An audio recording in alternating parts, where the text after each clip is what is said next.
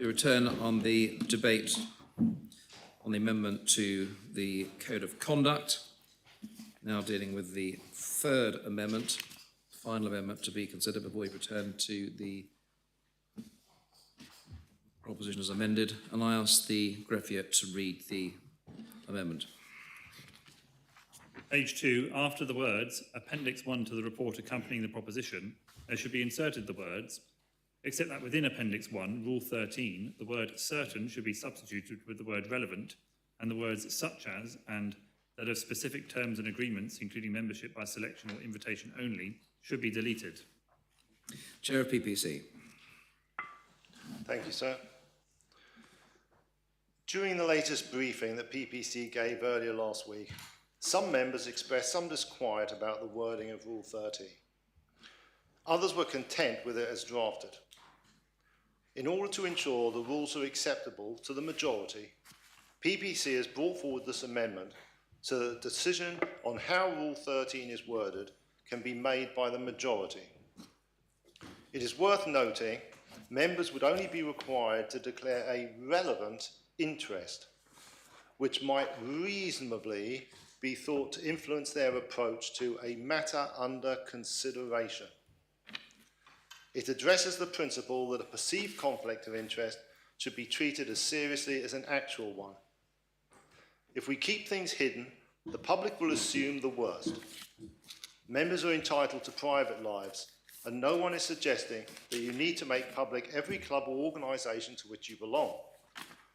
This rule, whether amended or not, simply highlights that members must make relevant declarations and be open and transparent whenever there could be judged by a reasonable person to be any risk of an external influence on their position on an issue. Sir, I make the amendment. Thank you, Chair. Sir, can I ask for a point of order? Well, in the debate or freestanding? Because I need to get it seconded before the debate starts. Is the matter seconded? Yes, sir. Thank you. Yes, Dr. Brenner. Sir, yes, I wonder if you could clarify a matter with the amendment. I think having been at the briefing, the question arose around Freemasonry as a potential activity that is caught in the unamended version, and the amendment dilutes the requirement. It's not as explicit. Given that you would have to rule in a future debate, potentially, about whether or not Freemasonry disclosure was covered, should the amendment go through, I wonder if you could indicate whether you think that whether or not the amended version of this clause would require disclosure of Freemasonry or not. If the amendment is adopted.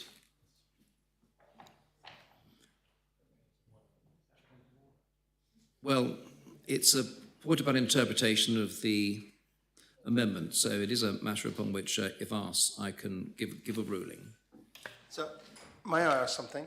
Yes. Given that we're discussing whether relevant organisations, private societies and clubs need to be declared, should there be a declaration of members who may be members of relevant private clubs and societies, which by virtue of the fact of what we are debating may affect the way that they vote? Thank you, sir.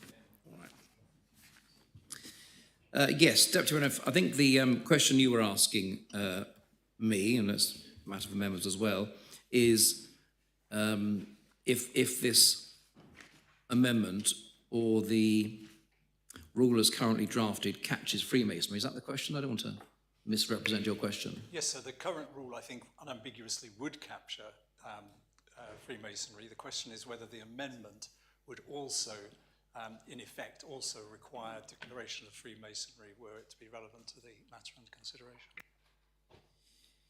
Yes, well, I think that whether it's amended or not, Freemasonry may fall within Rule 13, because if it's not amended, it falls within, subject to what I say in a moment, a certain organisation such as a private society and club that has specific terms and agreements, including membership by selection or invitation.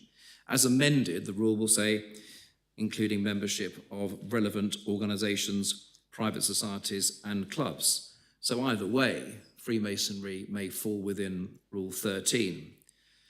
But I don't think in its current form or in its amended form, it is inevitable that someone will need to disclose they're a Freemason, as that will depend upon the matter under consideration, because Rule 13, members must declare whether in assembly proceedings or elsewhere in their capacity as a public office holder, any relevant interest which might reasonably be thought to influence their approach to a matter under consideration. So it'll depend on the context of the matter under consideration. It wouldn't apply to a debate on the dogs law.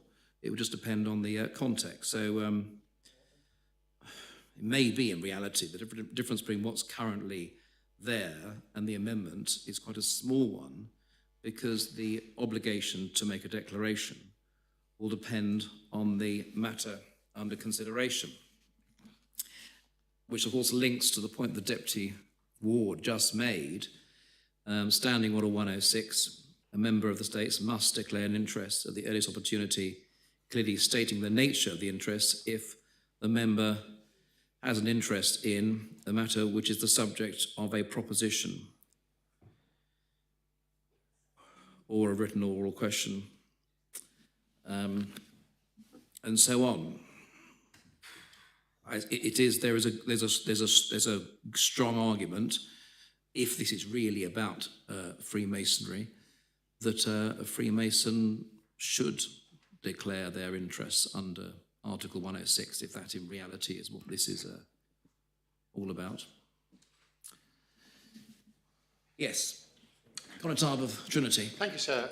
I'd just like to start this off by declaring that I have been and remain a Freemason for the last almost 40 years, proud to have done so, and it is noted on my Declaration of States Members' Interests, which I first completed in 2014. Thank you, Constable. Deputy Coles? Yes, sir, I'm a member of Unite the Union and GMB. Very much. Deputy Ferry? Likewise, sir, I make the same declaration of Freemasonry. It is on my Declaration of Interests and has been since I became a member. Thank you. Conatable Simperlar? Likewise, sir, I follow the Council of Trinity in his declaration. Thank you. Yes, I follow the Constable of St. Bernard. I am registered as a Freemason, but I haven't been for at least 30 years. So I'm not sure that, I don't think it has any influence on me whatsoever. I thought so. Anyone else want to say anything? Yes. Tertullian. So I do find this strange, because as far as I'm concerned, we're not debating Freemasonry, we're debating a generic rule here. So I can declare I'm not a Freemason. I don't know if that surprises any members. Are you speaking now in the debate or doing something else? It's a declaration, but it seems that declaration shouldn't simply be limited to Freemasonry, sir. I'm not a member of the Women's Institute either, but I am a member. I'm a trade unionist member of Unite, and I'm a member of the St Helier Yacht Club. I'm a member of the Jersey Tourist Guides Association. Right. But they're all listed in my States Members Declaration online anyway, sir. And I'm wondering what the point is of this exercise, if it's to be comprehensive and for everybody to stand up and list what they're members of. It seems to be somewhat of a rabbit hole that we're going down already, sir. So I don't know if you'd like to rule on whether we need to stand up and... Well, I've got a dog as well, sir. I've just said, I was specifically asked whether someone ought to declare that they were a Freemason in the context, and I said it was strongly arguable that they were. You haven't got to declare that you're a member of the local swimming club. But there we are. We seem to have gone to Deputy Miles. Thank you, sir. In the interest of gender balance, can I declare that I'm a member of the Women's Institute? Thank you very much. Good. Deputy Joan wishes to speak. Deputy Joan. Yes, remotely. Thank you. Yes, thank you. Thank you. I would like to declare that I am a member and on the committee of the Whiteley Association, which is a women's, as the same as Deputy Miles in gender balance. Yes, thank you very much. Does anyone wish to speak on the amendment? Deputy Ferry. Thank you, sir. So, firstly, I'd like to thank the Chair of PPC for bringing this amendment, because after discussion at PPC and in the States Members briefing, and after reading the wording, from my point of view, the revised wording actually captures more organisations more fairly. Because if you look at the way this wording is constructed, if it is pointed towards Freemasonry, unfortunately, it completely misses the mark. Because if we look at any organisations with specific terms and agreements, well, most clubs or organisations had specific terms and agreements, but it goes on to say, or including membership by selection or invitation only. As I declared earlier, I'm a Freemason, sir, and I was neither selected or invited to join. In fact, I can't exactly remember how I did come to join, but I was neither of those things. It came from a casual conversation with someone, another member who I had observed on his declaration was a Freemason, and 25 years ago, when I was a centeneer, I knew other Freemasons who were centeneers at the time, and I was interested at that time, went along for a couple of open invitations, and at that time never took it any further.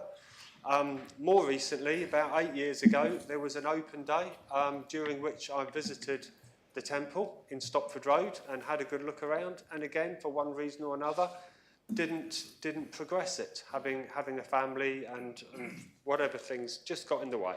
But I was more interested more recently because I'm at the time of my life where I felt that I had something to give back to the organisation. But if we are looking at Freemasonry in particular, I think there are two important points that form part of our rules. And one of them is that we are forbidden from talking about politics or religion. So how anyone can think that membership of Freemasonry is going to affect what I do in this chamber is beyond my comprehension. So I believe the wording as currently drafted in this third amendment, substituting the word relevant organisations, is a better outcome, because what it's actually doing is it stops us from getting too technical, and also if it's pointed at Freemasonry, it is totally incorrect. So I'm going to support this amendment, this third amendment, and I trust that after hearing what I've had to say about the realities of Freemasonry, I hope other members would do the same. And while I'm speaking, if any member would like to ask me in the coffee room or anywhere else any questions about Freemasonry, I will happily answer those questions. Thank you, sir. Thank you, Deputy.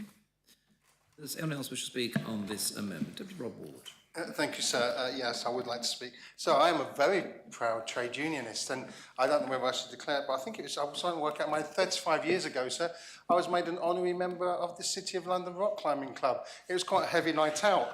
I think that may have lapsed. But quite seriously, I had no problem with the original wording. I haven't got a lot of problem with this wording. But I do have a problem with the sort of justification of private clubs and secret whatevers. And I think as an assembly, we need to be absolutely open about what we are doing. I am a very proud trade unionist. My entire political development came through trade unionism from a very young age. because it's about democratic representation of working people. And so I would strive to do that throughout my political career. I make no apology about that at all. I think they're one of the founding parts of our democracy in the West, and so they're very important organisations. Having said that, sir, my politics is also, I'm also a member, sir, of Reform Jersey, the political party. Not Reform UK, but Reform Jersey. And if any, just to add to what Deputy Ferry's been saying, if anyone wants to come and talk to me in his tea room about membership, I'm quite happy to go through some chats with that as well. You're more than welcome. So I've got to say, I preferred the original wording, but I think we're going to be very careful here that we don't get ourselves into a rabbit hole. And the very fact, sir, that it was so difficult for you to find who should determine what's relevant or not at the beginning in terms of disclosure shows the difficulty we're going to get in with these types of rules. So support it or not, I think it makes very little difference. But we do need to be open about what we're doing. Thank you, sir. Thank you, Deputy. Does anyone else wish to speak? Conor St Saviour. Thank you, sir. I'm not a member of any organisation now, sir. I was a former committee member of the Jersey Blind Society, now retired. But I do actually agree with Deputy Taddy on this one, if we can move on. And as Groucho Marx would say, I wouldn't want to belong to any organisation that would have somebody like me as a member. Thanks, sir. Thank you, Conor. Does anyone else wish to speak on this amendment? If no one else wishes to speak, I call upon the Chair of PPC to reply. Chair of PPC. Thank you, sir. And thank you for the three members who spoke. Obviously, people have already read the report and they've come to their own conclusions. I will not try to hold up the debate any longer. I'm going to remain neutral, so I'm not going to try and influence members one way or the other. So with that, sir, I will call for the appel. Thank you, sir. That has been called for. Members are invited to return to their seats.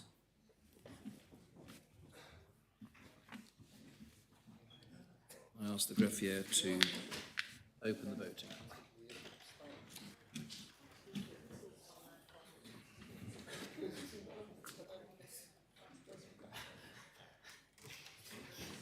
If all members have had the chance to cast their votes, I ask the greffier to close the voting.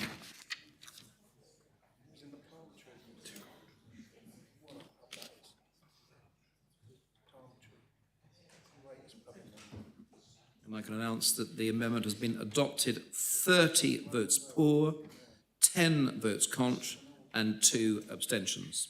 Go for 10 and the 2, please. Yes.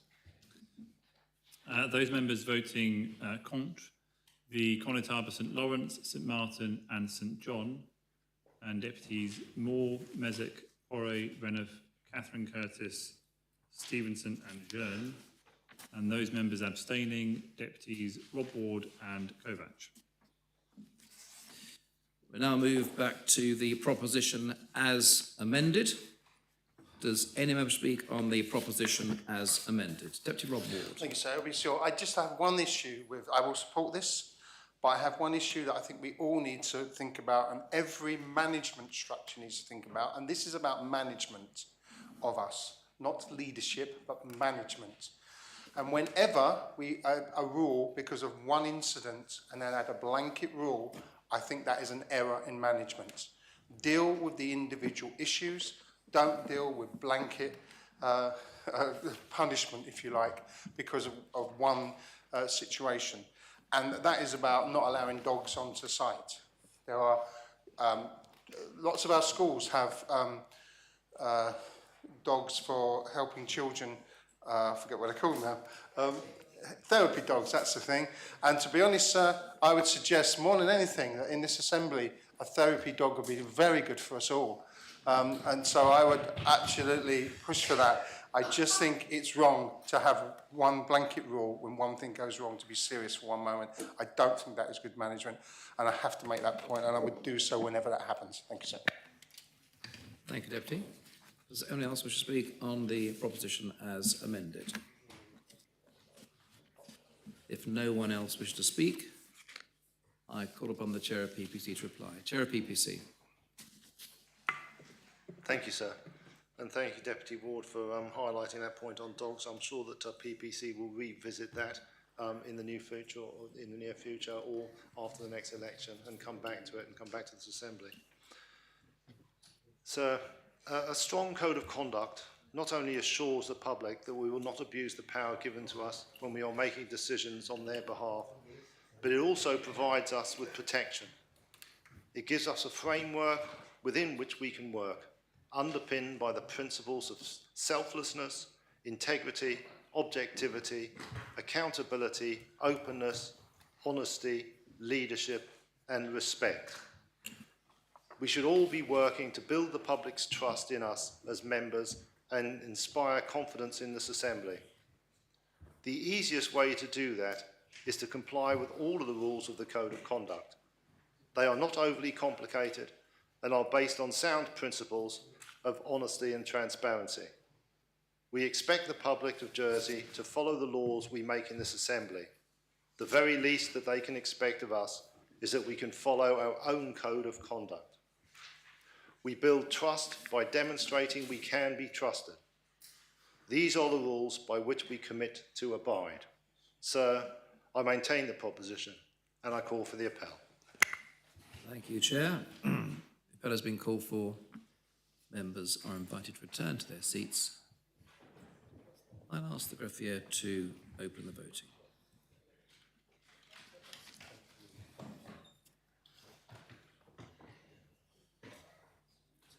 If all members have had the chance of casting their votes,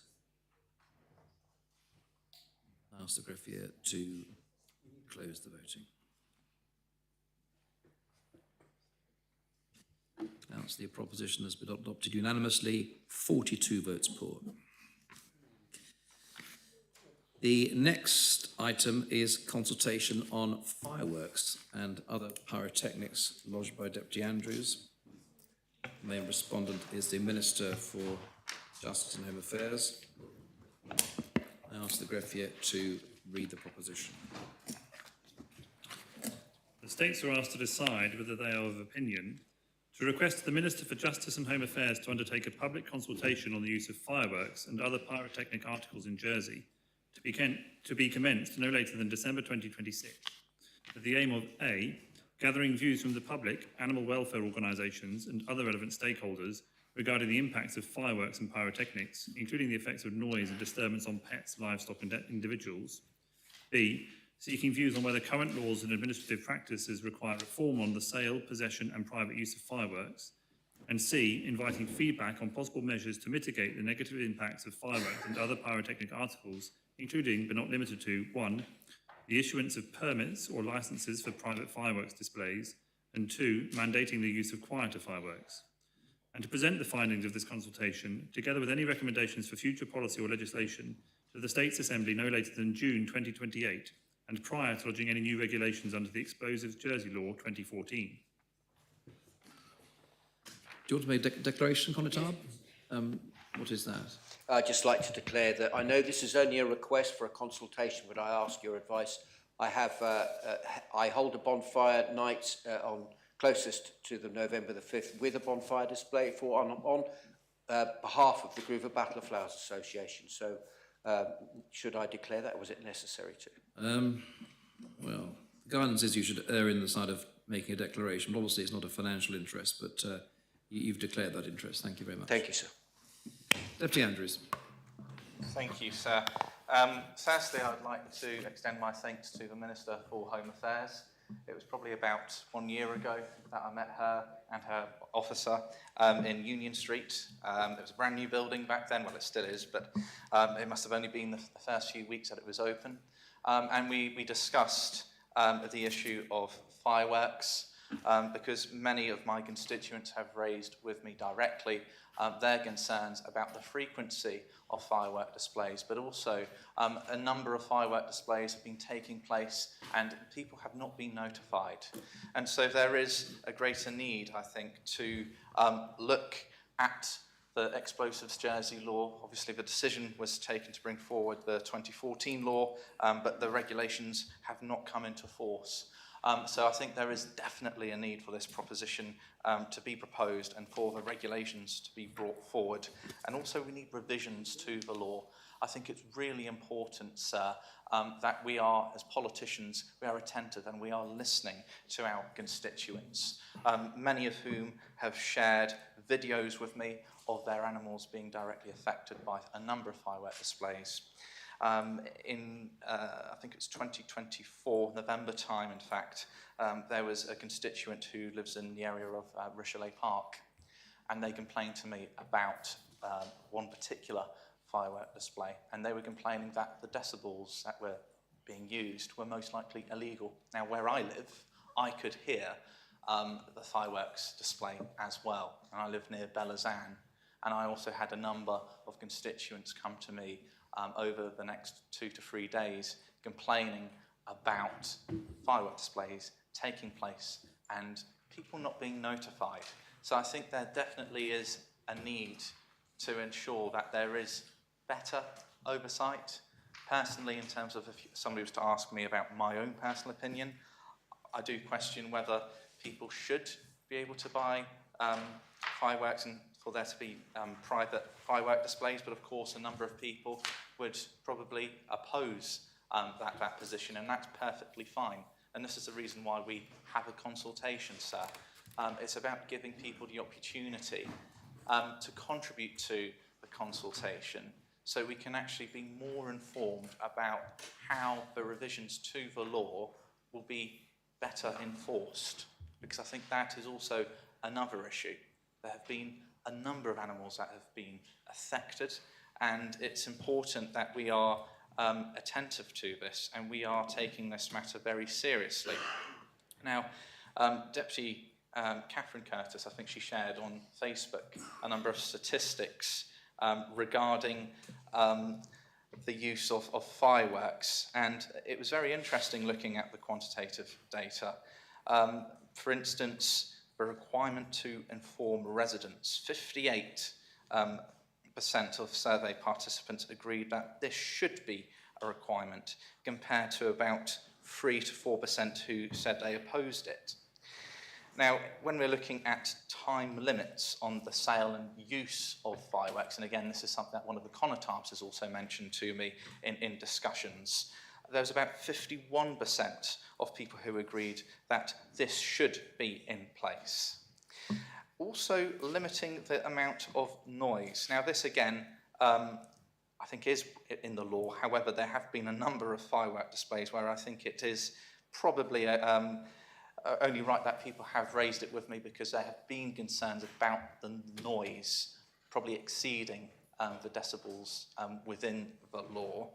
And then the next one, a ban on sale to the public. So again, that's quite split, 23% in favour and 28 against. Now, I'm not imposing here that fireworks should be banned and they should not be sold to members of the public. I think it's important that the consultation takes place, and we need to make sure that we then make an informed decision once all the evidence has been gathered, and then we take it from there, and it will be whoever the next Home Affairs Minister will be next term, who will then hopefully bring forward revisions to the explosives Jersey law, and also the regulations will come into force as well. So I'd make the proposition, sir.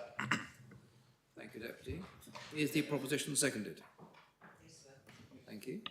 Does anyone wish to speak on the proposition? Minister. Thank you, sir, and I thank the Deputy for bringing this proposition. Sir, fireworks and the disturbance they create has become an issue in recent years. Each November in particular, I and other members receive correspondence from members of the public expressing concerns, and petitions in recent years have attracted relatively high levels of support.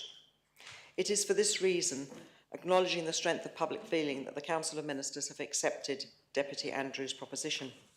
Indeed, sir, on becoming Minister, I had hoped we may have been able to make some progress on this matter, and as Deputy Andrews says, he has met with me in relation to this matter.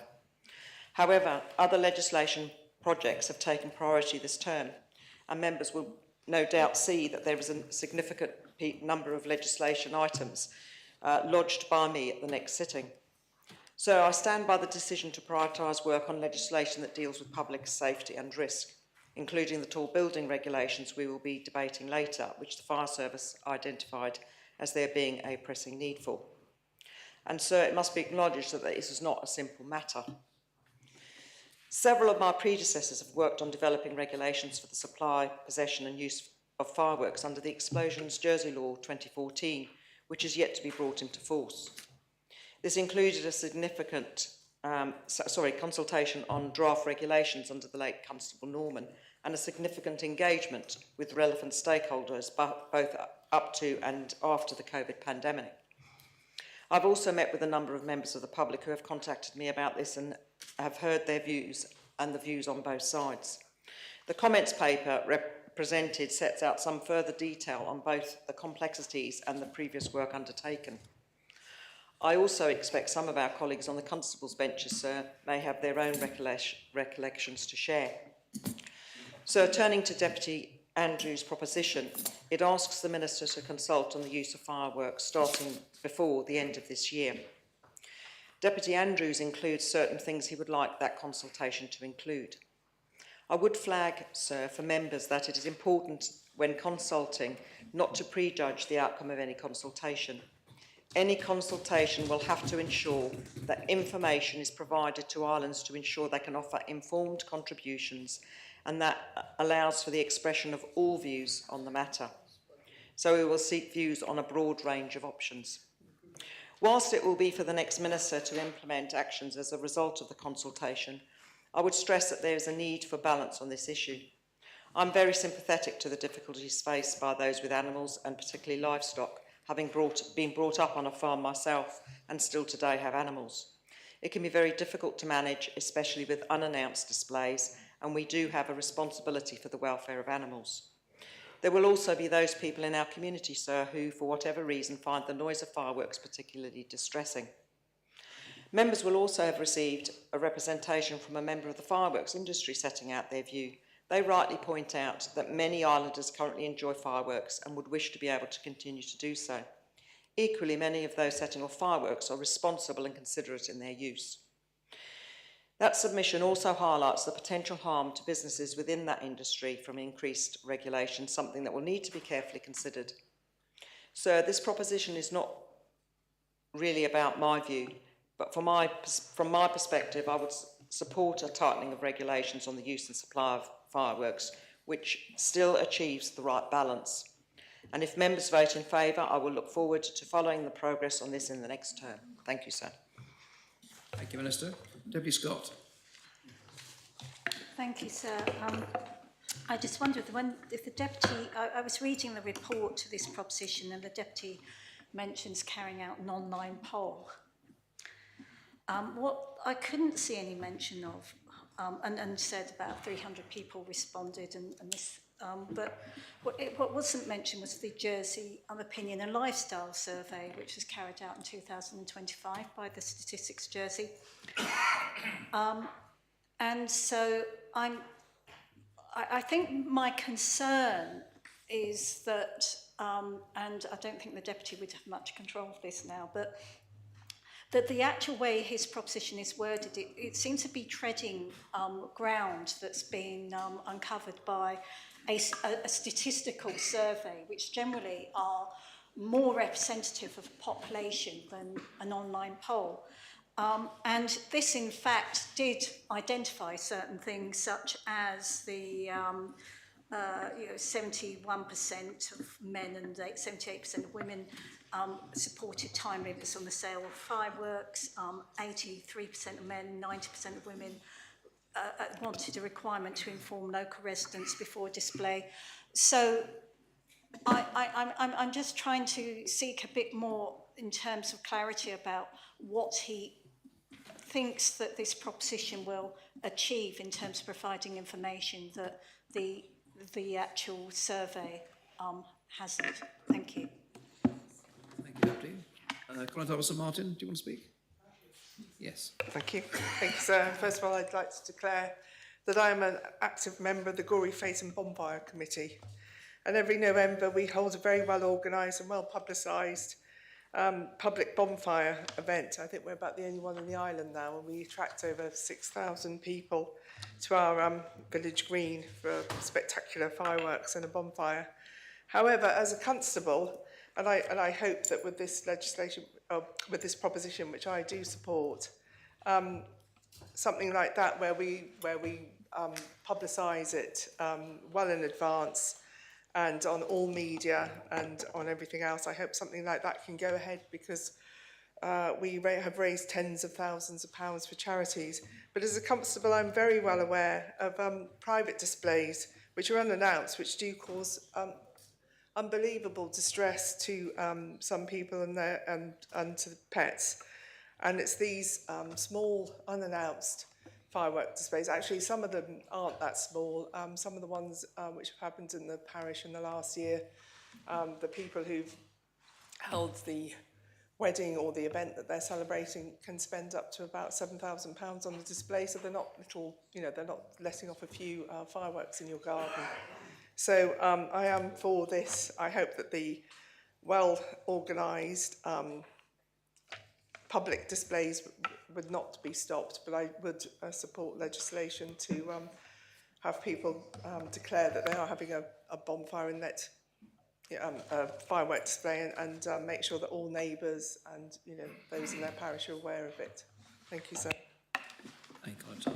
Deputy Catherine Curtis. Thank you, sir. So the issue of fireworks is divisive with both supporters and detractors. There are those who enjoy fireworks, but there are also the legitimate concerns around human and animal welfare. My own dog gets very scared of any firework noise. The Children, Education and Home Affairs Scrutiny Panel has frequently questioned the Minister on this matter, both in previous and current government. And there were always more urgent matters taking up legislation time.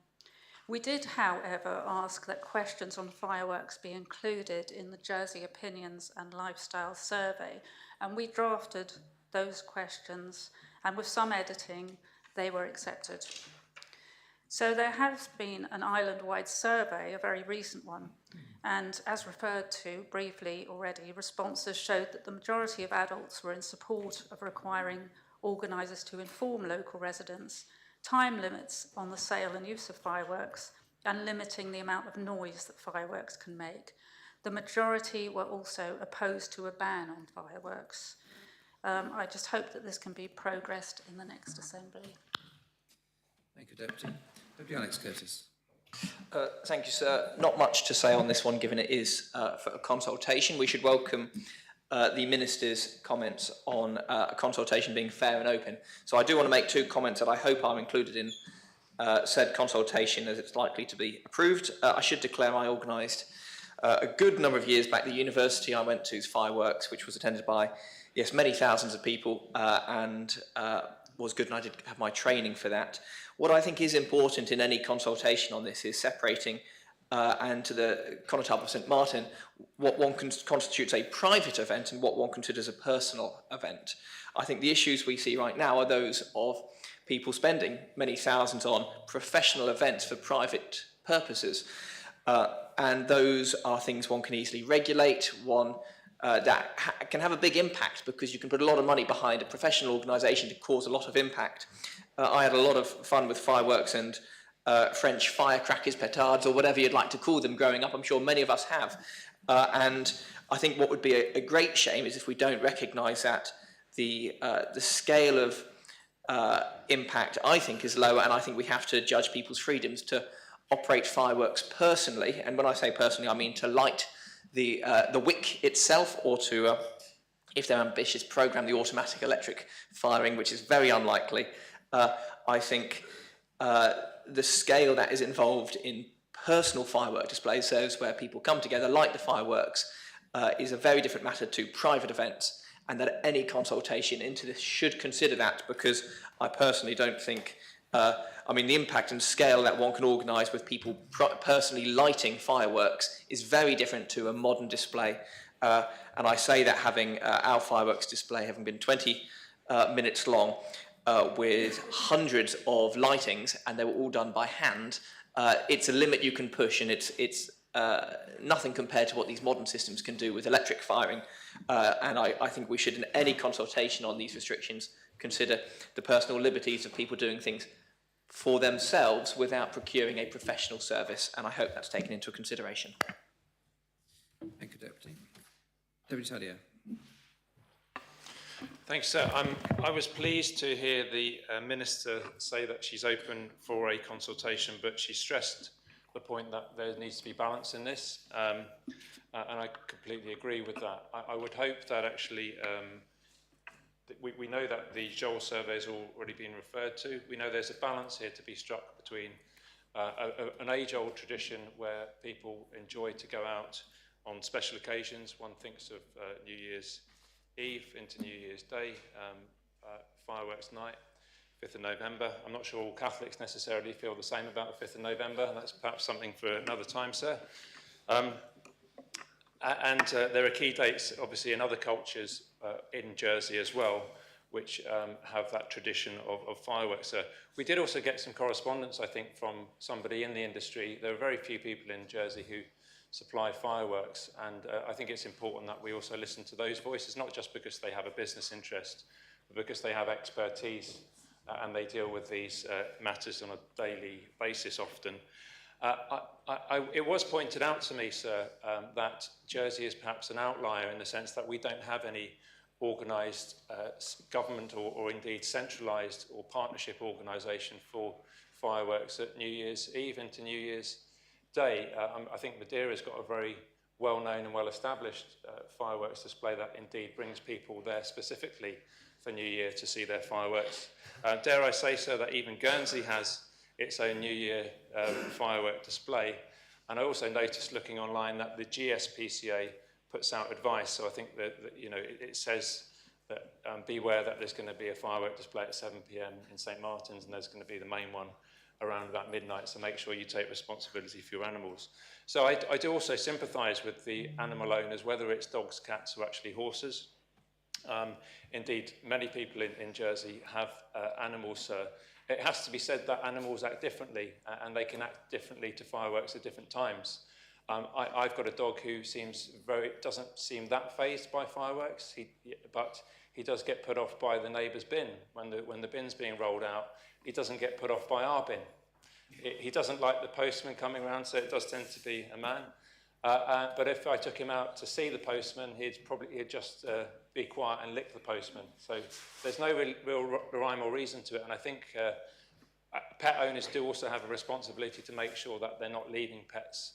And often I think that it's much more likely a pet might react adversely if they're left on their own, but if they know that they've got their owner and family with them, they may well act differently, sir. So I think there is a balance that needs to be struck.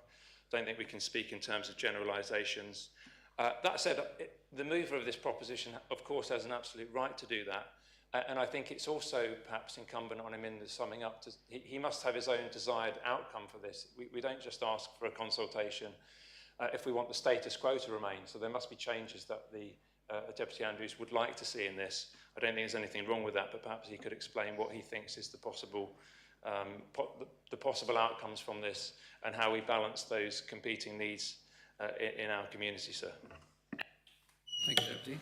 Deputy Howell. Thank you, sir. I thank Deputy Andrews for bringing this proposition and to the Minister for agreeing to the consultation. But I do think if anybody has a firework display at the moment, it would be a very, very good idea to let all the neighbours know that that's going to happen so that they can take control of their animals. But I do think it needs to be balanced because our family really quite enjoy having sparklers. And I think those they don't make a bang, we just wave them in the air and it's quite fun. And I just think we should bear in mind that not every firework is really dangerous. Thank you, sir. Thank you, Deputy. Constable St Mary. Thank you, sir. And to reply immediately to Deputy Howell, she makes the obvious point that if you are having a firework display, one should tell neighbours that element of courtesy, which should apply to your daughter's 21st birthday as well, seems to have gone out of fashion. But that is obviously a sensible point. The real question there is as to how you give that notice, given that the noise of fireworks will spread over a long distance, and I'm somewhat concerned that the parish halls might be obliged to give notice. I just don't know how it will work, and I simply ask that the consultation take that into account. And again, it's been pointed out, there's a major difference between private firework displays, which I suspect are the main culprit. And indeed, in my first year as deputy, one of my parishioners lost a horse due to problems on fireworks nights. It is not a theoretical problem. And someone also mentioned weddings. I suggest that rather than wait till this consultation is out, I think that on where weddings take place on private properties, the registrar and the constable concerned has to okay that, approve that site. And I suggest there might be mileage within our own regulations to ensure that conditions are put on about fireworks. I recently approved one in my own parish, and I raised question of fireworks, was told no, they weren't having them. But if they had, I would have been, I think, able to put on certain conditions, and that, I think, is a lever we might think of using. But yes, I shall be approving the proposition, and I just think there are certain very wide areas within the consultation which might be difficult to address. Thank you. Thank you, Constable Brillard. Thank you, sir. I'd like to just start with declaring a conflict of interest, if you call it that, in that I'm a purveyor of marine pyrotechnics. Now, they don't really, they do come under the explosives law, and the only brush with that would be that sometimes fireworks let off on land can be construed as a marine distress, and that is something which ports deal with. In an allied point, the operators will communicate with the airport, whose operations, once again, can be compromised by fireworks going high. So I think we have to bear in mind we have one commercial operator, to my knowledge, in the island, and we need to be cognizant that any changes which are decided upon could have an effect on the business model of that operator. I'm not particularly defending that person, sir, but it could well be a consequence. And the risk is, if that business becomes unviable, we won't have an operator in the island, and any display would require the importation of expertise. So at the moment, the Comité de Conduite agrees on the sale period in agreement with the operator. The sale period generally around before November the 5th. So the sale periods are restricted, but we don't have controls over the sales to private individuals by that one operator, who tends to be the principal supplier over here. I'm always concerned, so because we get, as constables, we get complaints, and the principal complaints tend to be, as others have alluded to, animals, horses, quite seriously, apart from smaller pets. There's also the complaints are about sleep disturbance. Of course, not everybody stays up late. Others will be doing shift work and actually get quite perturbed if their sleep gets disturbed, and we will know about that. The noise, of course, can be dictated by the direction of wind, and that is something which is really difficult to predict from the operational point of view. And I can say, sir, that with displays which go on Tribunal's Bay, a southerly wind will kick off a lot of complaints from those living around about, whereas if the wind is in the other direction, they'll hardly hear it. And it's something that's really difficult to accommodate. So it may be that there need to be better controls on the operator, and I can say that some months ago, several constables were given a display of noisy fireworks by the operator, and it was explained as to the effect of the differences. And there are different grades of fireworks. The lower grades, which tend to be sold to the private public, we can call them that, are more acceptable. But when you get to the higher grades, they are noisy. And I think my view would be that that area needs work. There's often a suggestion that there should be silent fireworks. Now, there are there's no such thing as a silent firework. There will be a less noisy firework. And this may be an area that a review could explore further. I'm aware, sir, that many members of the public do enjoy a firework display, and I can say that the firework display that took place at St Albans on New Year's Eve was, I thought, very good. And certainly because the wind was in the right direction, I didn't receive much in the way of complaints.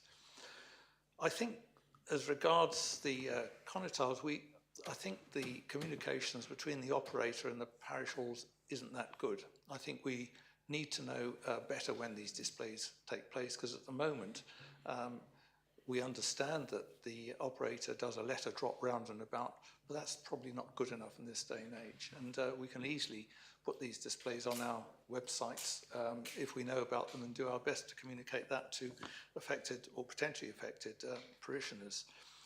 So I think we would be happy to have more steer, if you like, from a consultation. It would help us make judgments should those applications for a display come to us, which I believe they should. Thank you, sir. Thank you, Constable. Deputy Rob Ward. Thank you, sir. I was very pleased to follow the Constable St Mary and the previous Constable St Bernard's, because they talked about how there is some control over fireworks now, and there's a lack of communication and control over sale and so on. So I know our issue was already raised. It also got me thinking, I think it was in the 17th century, sir, there was a stable owner who used to offer people the choice of the first horse by the door or none at all. I think the stable owner was called Hobson, thus the phrase Hobson's choice. So you get a choice on something or nothing at all. So I'm going to talk about the proposition, not about the outcome of a survey, which we haven't even had yet. The proposition says we'll start something in 2026, in December 2026. I can agree that. You know, we can agree anything for the next assembly. That's absolutely fine by me. Get on with it. You better get it done, otherwise you'll be terrible. So we can agree that in 2026. Nothing has to come back until 2028, June 2028. If something comes back, and the Minister's absolutely correct, it takes time, and there is always a legislative sort of a priority, particularly when it comes to safety and so on, and in terms of some of the laws that we've had to pass. And so therefore, nothing's likely to happen until 2029 with the beginning of legislation, and the election after that is in 2030. So if nothing happens then, we'll get back near to 2030, perhaps January 2030. It's on Hansard, so I'll have a little bet, sir. 2030, there'll be another proposition to say we really should be talking about fireworks and doing something about it. But we've had a Joel survey. We sort of know what's going on. I would like to see a little bit more work being done on just addressing the issues that we all know. Children having fireworks. Schools have to deal with it every single year. I remember it from my time in school. I remember it now. Children get a hold of fireworks, they take them into school. It creates an incident. It's very dangerous. We have to deal with it all the time. So there are certain things that we can just get on with. And so I have to make one final point on this is, we've had so many people talking about spending, and we shouldn't be spending as much money, but we're all going to agree on another consultation to tell us a lot of information that we probably already know, and it will cost us money that we're willing to spend. Of course we accept it, we're Hobson's choice, but I just hope we actually get something done this time. I might not. I might abstain again, sir. I've done it once today. I don't usually. I'm getting into the habit of it. Thank you, sir. Thank you, Deputy. Does anyone else wish to speak on the proposition? Deputy Coles. Thank you, sir. Sorry, sir. I was just standing to say because the Constable of St Brelard mentioned about the professional company over here, and I reached out to him on the response to the email that we all received and asked questions around fireworks that are presently available for purchase. They come into 4 categories: F1, F2, F3 and F4. F4 are the ones for the professionals. F1 can generally be used as like stage pyrotechnics inside, and then it's the 2s and 3s which get into the points of the small domestic displays. Now, as my colleague Rob Wood has just stated, these facts are already existing. We already know that we can say that F4 could just not, it's only for professionals. We can say that F1 and 2 are able to be just sold to the public, and we can then remove F3 from the public sale, and maybe they're only for professionals. There is elements to this that we already know. So why we're, again, wasting time and money, staff timing and money on a consultation that we seem to already know the answers to seems a little bit unnecessary to me. That was one email that I got to the professional who does this, and it's there. Simple as that, sir. All we need, sir, is a will. And this proposition could have been quite easily brought back to this assembly saying to ban the sale of F3 category fireworks to the public. And then people would have been able to have their fountains and their Catherine wheels in their gardens, but they might not have been allowed to have rockets. Because that's the only issue that I have with fireworks in the hands of the public are the rockets. They're unpredictable, they can come off at random, and they're there at any point. You know, people aren't going to be running around the street letting off the sparkler ones in hand because it doesn't quite have the same effect as firing a rocket out the passenger side of your car, which I have seen a video of that happening in Jersey along the 5 Mile Road quite a few years ago, but it's that idiotic behaviour, which is why we need to take rockets out of the hands of the public. I will take this opportunity to actually, give the operator of the large private displays credit, because that organisation, if you follow them on Facebook, they advertise not only when the event's going to happen on the day, but time, but they also say the duration that display is going to happen. People have to be prepared to allow the public to enjoy these celebrations that we have. And the fact that this organisation, that could have been another part of the proposition, to make it the legal requirement that anybody who's having a private display of fireworks or a professional display of fireworks has to advertise it. We have social media, which makes it quick, easy and cheap. All of the parishes hand out their gazettes, their little local gazette, the magazines. These are all things that are available to us. We could be saving ourselves a lot of time and a lot of money, sir.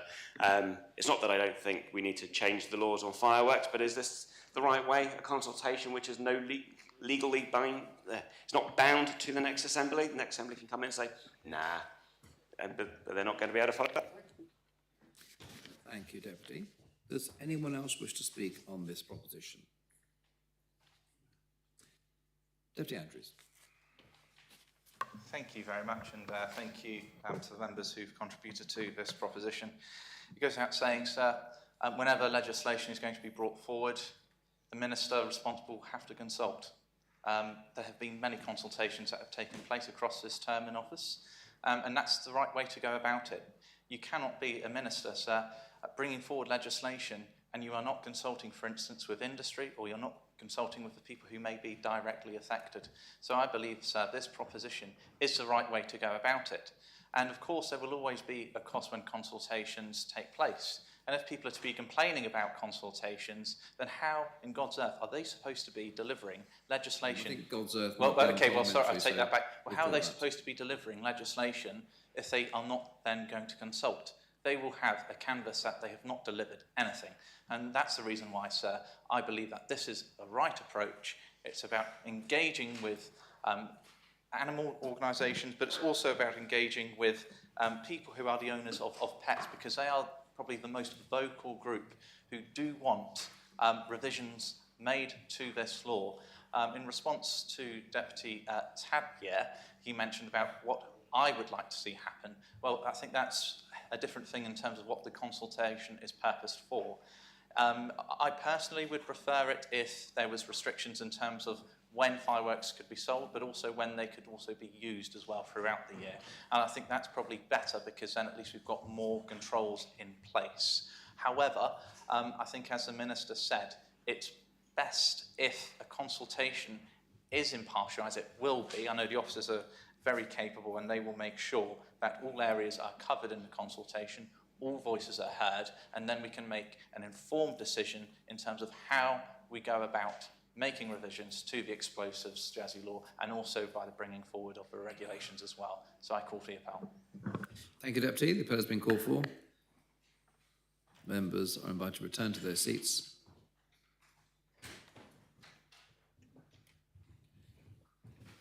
I ask the greffier to open the voting.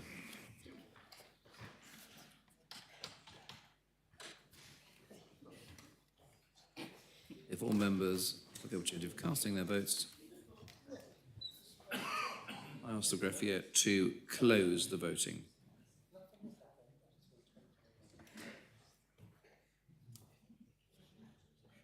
proposition has been adopted. 34 votes pour, 2 votes contra, and 8 abstentions. Those members voting contra, the Connétable St Helier and Deputy Moore. Those members abstaining, the Connétable Grouville and Deputies Rob Ward, Coles, War, Scott, Feltham, Kovac and Alex Curtis. Next item is extension to Jersey of the PCT, Hague Agreement, Madrid Protocol and Nice Agreement, lodged by the Minister for External Relations. The main respondent is the Chair of the Economic and International Affairs Scrutiny Panel. I ask the greffier to read the proposition. The states are asked to decide whether they are of opinion, A, to refer to the text of the Patent Cooperation Treaty as set out in Appendix 1 to the accompanying report, and to agree that the Minister for External Relations should request the extension of the treaty from the United Kingdom of Great Britain and Northern Ireland to the Bailiwick of Jersey. B, to refer to the text of the Geneva Act 1999 of the Hague Agreement concerning the international registration of industrial designs, as set out in Appendix 2 to the accompanying report, and to agree that the Minister for External Relations should request the extension of the treaty from the United Kingdom of Great Britain and Northern Ireland to the Bailiwick of Jersey. C, to refer to the text of the protocol relating to the Madrid Agreement concerning the international registration of marks, as set out in Appendix 3 to the accompanying report, and to agree that the Minister for External Relations should request the extension of the treaty from the United Kingdom of Great Britain and Northern Ireland to the Bailiwick of Jersey. And D, to refer to the text of the Nice Agreement concerning the international classification of goods and services for the purposes of the registration of marks, as set out in Appendix 4 to the accompanying report, and to agree that the Minister for External Relations should request the extension of the treaty from the United Kingdom of Great Britain and Northern Ireland to the Bailiwick of Jersey. Minister. So my Assistant Minister, Deputy Scott, will be acting as rapporteur as she has delegated responsibility for this area. Thank you. Assistant Minister. Thank you, sir. This proposition follows on from the States Assembly's approval of 2 pieces of intellectual property legislation in 2024 and 2025 respectively, as part of the ongoing programme of work to modernise Jersey's intellectual property framework. The proposition seeks the formal approval of the States Assembly for the Minister for External Relations to request the extension of 4 intellectual property treaties from the United Kingdom to Jersey. So, in September 2024, the States Assembly approved the Patents Law and Registered Designs Law Jersey Amendment Regulations 2024, and more recently, in November 2025, the Assembly also adopted the Trademarks Jersey Law. As explained in accompanying reports and during the related debates, a key objective of these legislative changes was to enable the island to seek the extension of a number of beneficial international intellectual property treaties to lay the foundations for the modernisation of its intellectual property regime. The texts of these treaties have been lodged for members' reference as appendices to the proposition. They are the Patent Cooperation Treaty, to which I will refer as the PCT, the Geneva Act 1999 of the Hague Agreement concerning the international registration of industrial designs, to which I will refer as the Hague Agreement, the protocol relating to the Madrid Agreement concerning the international registration of marks, to which I will refer to as the Madrid Protocol, and the Nice Agreement concerning the international classification of goods and services for the purposes of the registration of marks, to which I will refer as the Nice Agreement. So some members may be wondering why I appear to be retreading our ground in seeking approval for the extension of the 4 treaties. The Minister for External Relations has been sensitive to the provisions of the draft Treaties Jersey Law, lodged by the Chief Minister for debate during the next sitting of the Assembly. If approved, the draft law will introduce a new procedure whereby a minister seeking the extension of an international treaty must first obtain the approval of the States Assembly before making that request. The purpose of this proposition is to progress the extension of these important treaties in the spirit of the draft treaties law without further delay. Sir, although I have set out in detail the benefits of each of the treaties to which this proposition relates during earlier debates, it may be helpful for me to remind members how the 4 treaties will deliver an important priority of the common strategic policy to support the island's economic well-being by reducing red tape, enhancing opportunities for businesses, and strengthening Jersey's international reputation. Although the PCT, Hague Agreement, and Madrid Protocol cover very different types of intellectual property, namely patents, registered designs, and trademarks, respectively, their purpose is largely the same, namely to create international systems that allow users to achieve intellectual property protection in a large number of countries worldwide by filing a single application with multinational reach. This replaces the need to file several separate applications, saving users time and money by enabling them to easily and swiftly acquire intellectual property protection in multiple markets. Once the extension process has been completed, residents and businesses in Jersey will be able to benefit from the associated convenient, efficient and cost-effective solutions for registering and managing their intellectual property on an international scale that can typically be expected from a modern, open economy. The Nice Agreement has a different purpose and establishes a common classification system for trademarks, known as the Nice Classification. The Nice Classification is globally recognised and used by many trademark officers worldwide to organise trademarks based on the types of goods and services they cover. Jersey's participation in the Nice Agreement would therefore allow the island's new Intellectual Property Office to offer an internationally consistent and user-friendly experience for trademark owners. The extension of the 4 treaties also will assist in moving Jersey forward in complying with the provisions of modern free trade agreements, should members consider participation in free trade agreements to be in Jersey's best interests in the future, following the trade disruptions associated with the UK's Brexit decision. When this Assembly previously demonstrated its commitment to modernising the island's intellectual property framework by approving the Patents Law and Registered Designs Law Jersey Amendment Regulations 2024 and adopting the Trademarks Jersey Law, members recognise the importance of ensuring that Jersey's legislation is appropriately aligned with internationally recognised standards.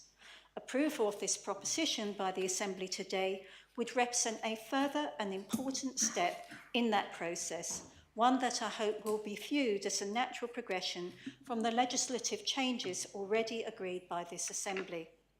Finally, sir, I would like to thank the members and officers of the Economic and International Affairs Scrutiny Panel for their helpful comments and their continued respect for all aspects of Jersey's IP modernisation work. I hope, sir, all members will give this proposition their full support. Sir, I move the proposition. Thank you, Assistant Minister. Is the proposition seconded? Yes. Thank you. Does anyone speak on the proposition? Deputy Tellier.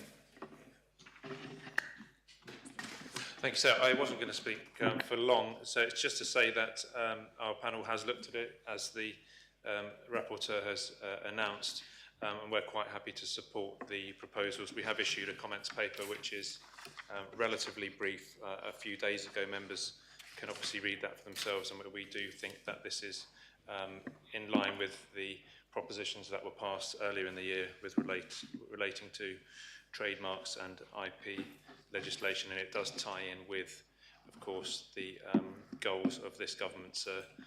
So happy to support this. Thank you, Deputy. Does anyone else wish to speak on the proposition? Deputy Balash. Sir, may I first of all express my appreciation to the Minister of External Relations for bringing these 4 international agreements to the Assembly, and as the Assistant Minister has said, for anticipating the coming into force of the treaties law, which the Assembly will be debating in due course. It is, I think, a very useful prototype for the future. International obligations are important for the Assembly to understand, because a failure to comply with an international obligation under some treaty or international agreement might involve placing the United Kingdom in breach of its international obligations, which could, of course, have constitutional implications for Jersey. So I appreciate the way in which the Minister has approached this matter, which he was not yet obliged to do. So far as these international agreements are concerned, I just have 2 questions, I think, for the Assistant Minister, because the Assembly has already approved, as she has said, the legislation which gives effect to our domestic obligations under the agreements. And the first question is whether there are any financial implications from acceding to these international agreements. Are there any fees to be paid or possibly to be paid to the international organizations concerned? And secondly, are there any administrative obligations which will follow from the accession to these agreements? Will we, for example, have to file annual reports with the depository of the international agreements? And if so, will those have any adverse implications so far as work to be done by the civil service is concerned? Thank you, Deputy. Does anyone else wish to speak on this proposition? Deputy Renouf. Yes, it's a very small point, but I do think it's quite interesting that we're signing up to 4 international agreements, tying us into a rules-based order at a time when that kind of rules-based order is increasingly under threat. And I wonder whether it might even be seen in some quarters as a small act of defiance that we are indeed willing and keen to do so. For my part, I welcome it very much. I think that these kind of agreements are the bedrock of how a small jurisdiction can integrate itself into the global economy and function well within it. And I welcome it, and I would commend the Minister and Assistant Minister for bringing them. Thank you, Deputy. Does anyone else wish to speak on this proposition? Accordingly, I call upon the Assistant Minister to reply. Deputy Scott. Thank you, sir, and I thank all members for their contributions. Again, I thank the Chair of the Economic and International Affairs panel for their support, and the members. So just to respond to the questions that were raised, and I thank Deputy Badash not only for his questions, but also for directing the Assembly's attention more to this idea that we need to consider treaties carefully before we ask for their extinction. So to respond to the actual question that Deputy Badash asked about the financial implications from acceding to the treaties, we did discuss this matter at length when we debated the laws, but just to go through that there is a commitment of contracting parties to cover costs, which actually is apportioned according to the amount of intellectual rights that they actually register. And having actually done the risk assessment, having consulted with other Crown dependencies, it's anticipated that should the UK ever be expected to pay contributions, bear in mind that generally the costs are covered by the fees of the intellectual property officers. But if the UK ever were expected to pay contributions to cover any deficit, that in turn it would look to apportioning an amount of its share to Jersey, and given the small amount that we anticipate of intellectual property that would be registered through us, that we really don't anticipate there being any contribution at all. And having consulted with other Crown dependencies who already have had the relevant treaties extended to them, they have confirmed they're not aware of a request of such costs ever having risen. So in the few of the officers who've actually looked at this, the risk of cost exposure for Jersey is an extremely low risk, if it even exists at all. And then there was the administrative obligations, a question about whether there would be a need for officers to file annual reports. Well, again, we come back to the Jersey Financial Services Commission, who would be acting as the IP registrar.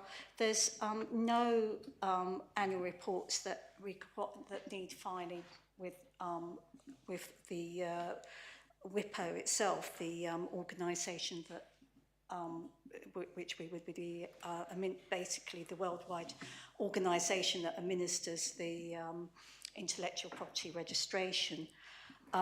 We do expect the Financial Services Commission to produce reports, and that would be covered by the fees that it charges. And there are a few administrative requirements for contracting states. The Deputy Renouf, a rules-based order, sounds very good to me. Okay, so thank you, sir, for the questions. I think basically I am just going to propose the proposition as a whole, given that I've explained how all these treaties are basically dealing with different types of intellectual property, but more or less do the same thing, and so I'll call for the appel. That has been called for. Members are invited to return to their seats.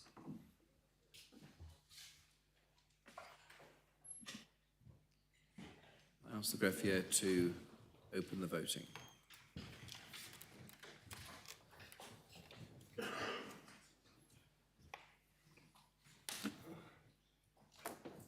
If all members have the opportunity of casting their votes,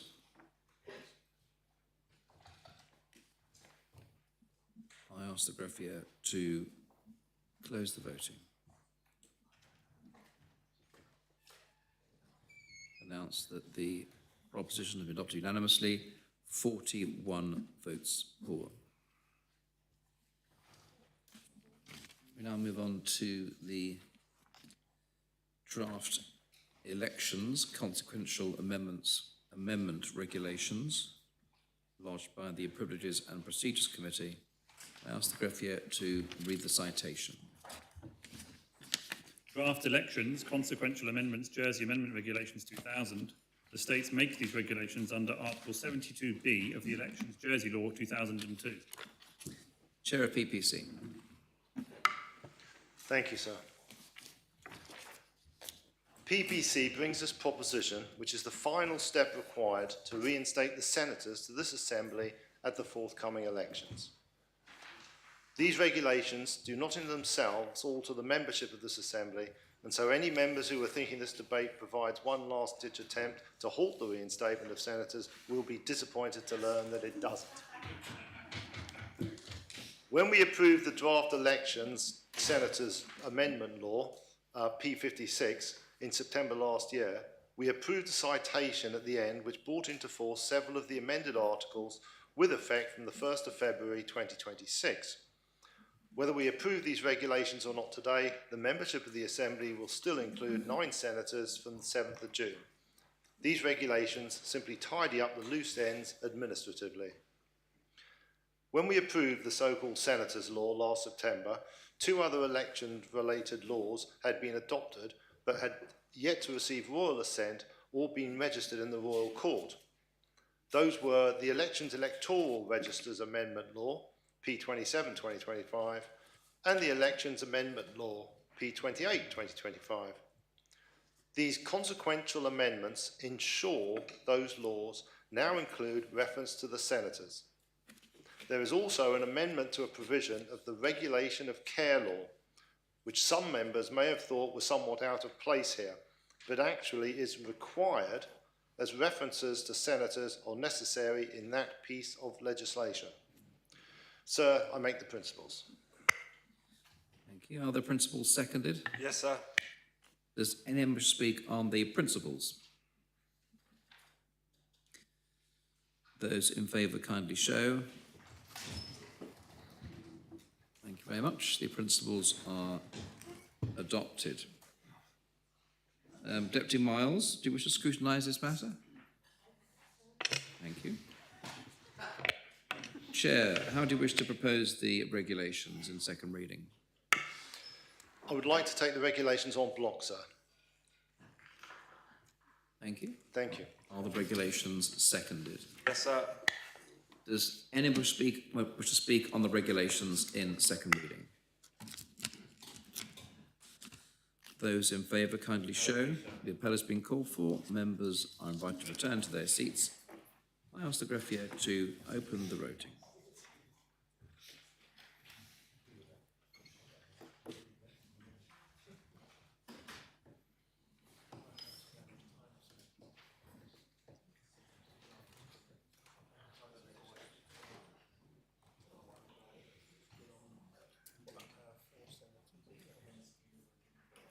If all members have the opportunity of casting their votes, I ask the greffier to close the voting. I can announce that the draft regulations have been adopted unanimously in second reading, 39 votes for. Chair, do you propose the matter in third reading? Yes, sir. Are the regulations as adopted in second reading seconded in third reading? Yes, sir. Thank you. Does anyone want to speak in third reading on the regulations as adopted? Is the appel called for? Yes, sir. The appel has been called for. Members are invited to return to their seats. I ask the greffier to open the voting.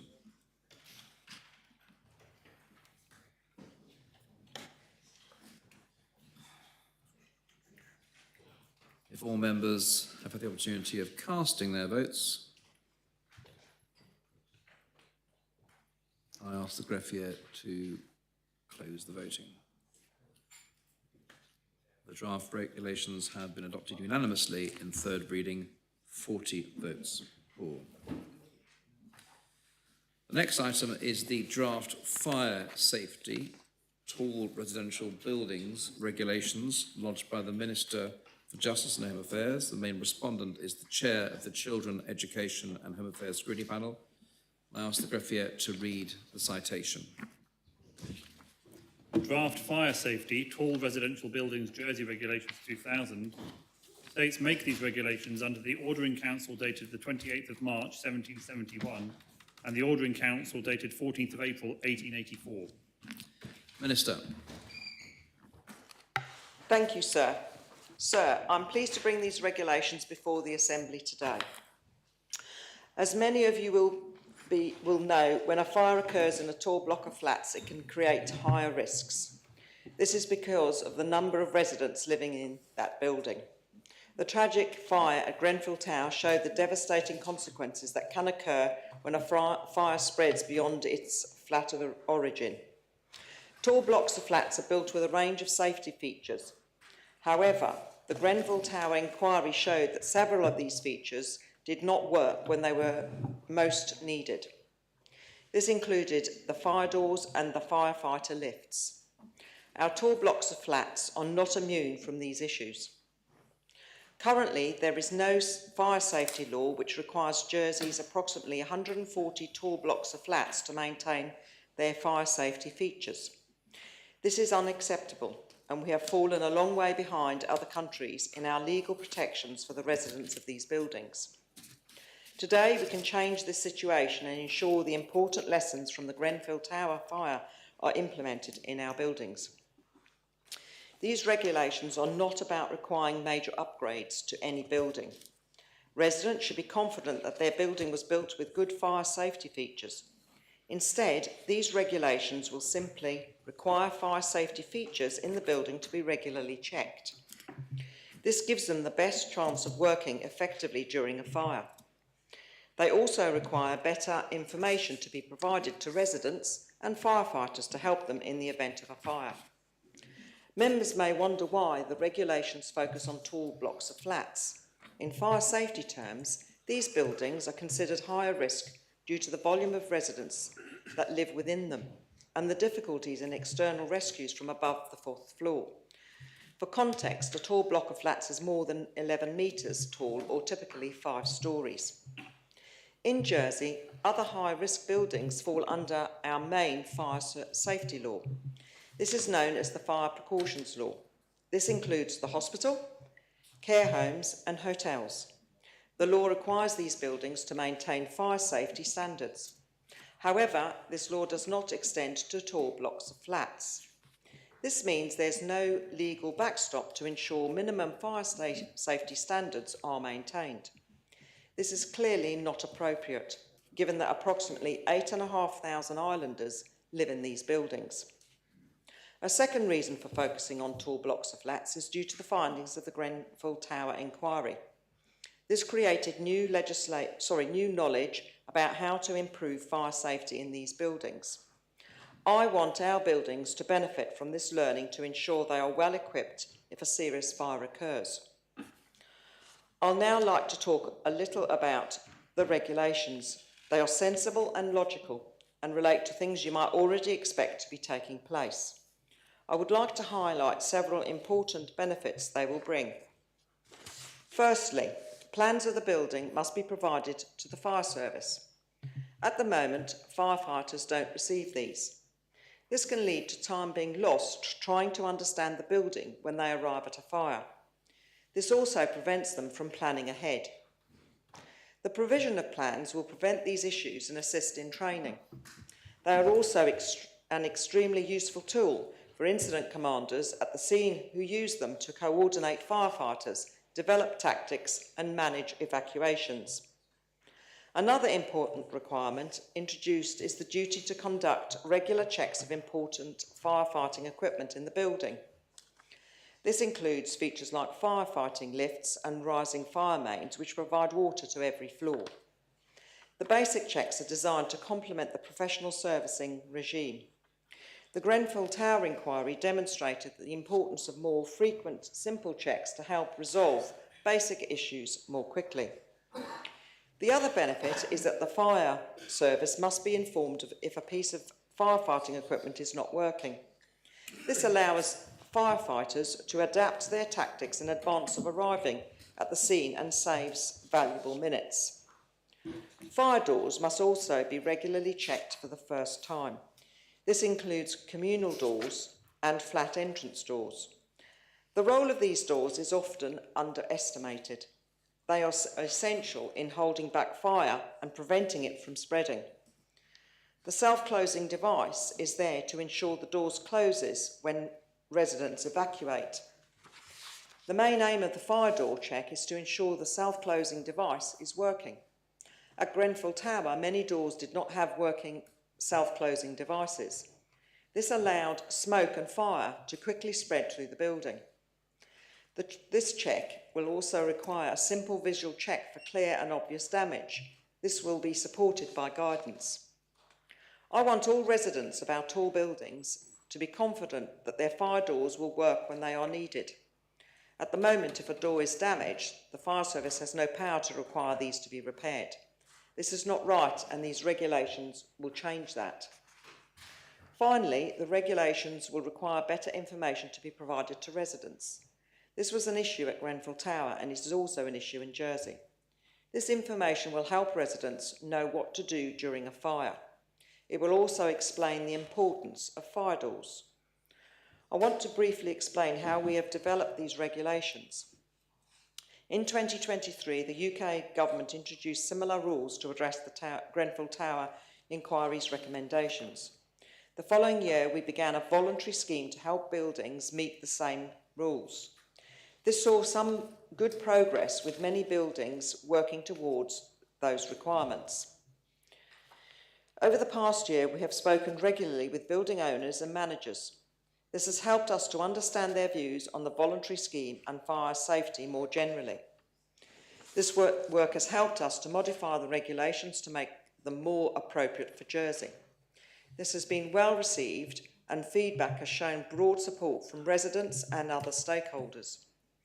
There are two examples I want to highlight where we have altered the regulations to better suit Jersey.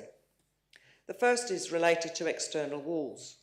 The English rules require buildings to provide information about the materials used on their external walls. This information helps firefighters to assess risk during a fire. However, anecdotal evidence has shown that this information has been costly and challenging for buildings to obtain. Jersey's regulations will not include this requirement. Instead, the fire service will visit all buildings to obtain this information. This will significantly reduce the cost and burden to building owners while ensuring the same information is obtained. The second area where we have adopted the English regulations relates to building height. In England, buildings over 18 metres tall or 7 storeys are required to comply with all the rules. Buildings over 11 metres or typically 5 storeys must only comply with some of the rules. We are taking a different approach by applying all the regulations to buildings over 11 metres. This is because during a tall building fire, Jersey cannot call on the same number of firefighters as UK colleagues. This is unavoidable and is due to being on an island without neighbouring services to help us. This decision will ensure firefighters are given every possible assistance during their fire and rescue operations. I strongly feel these changes make the regulations more appropriate for our island. I now briefly want to explain why I believe these regulations will be successfully implemented. The first reason is because building owners and managers have been well engaged in this process. They largely accept the need for the rules and welcome the creation of guidance. As I mentioned earlier, many buildings have already been making positive steps on a voluntary basis. If the regulations are passed, they will not come into force until April 2027. This provides time for buildings to implement the requirements and plan their finances.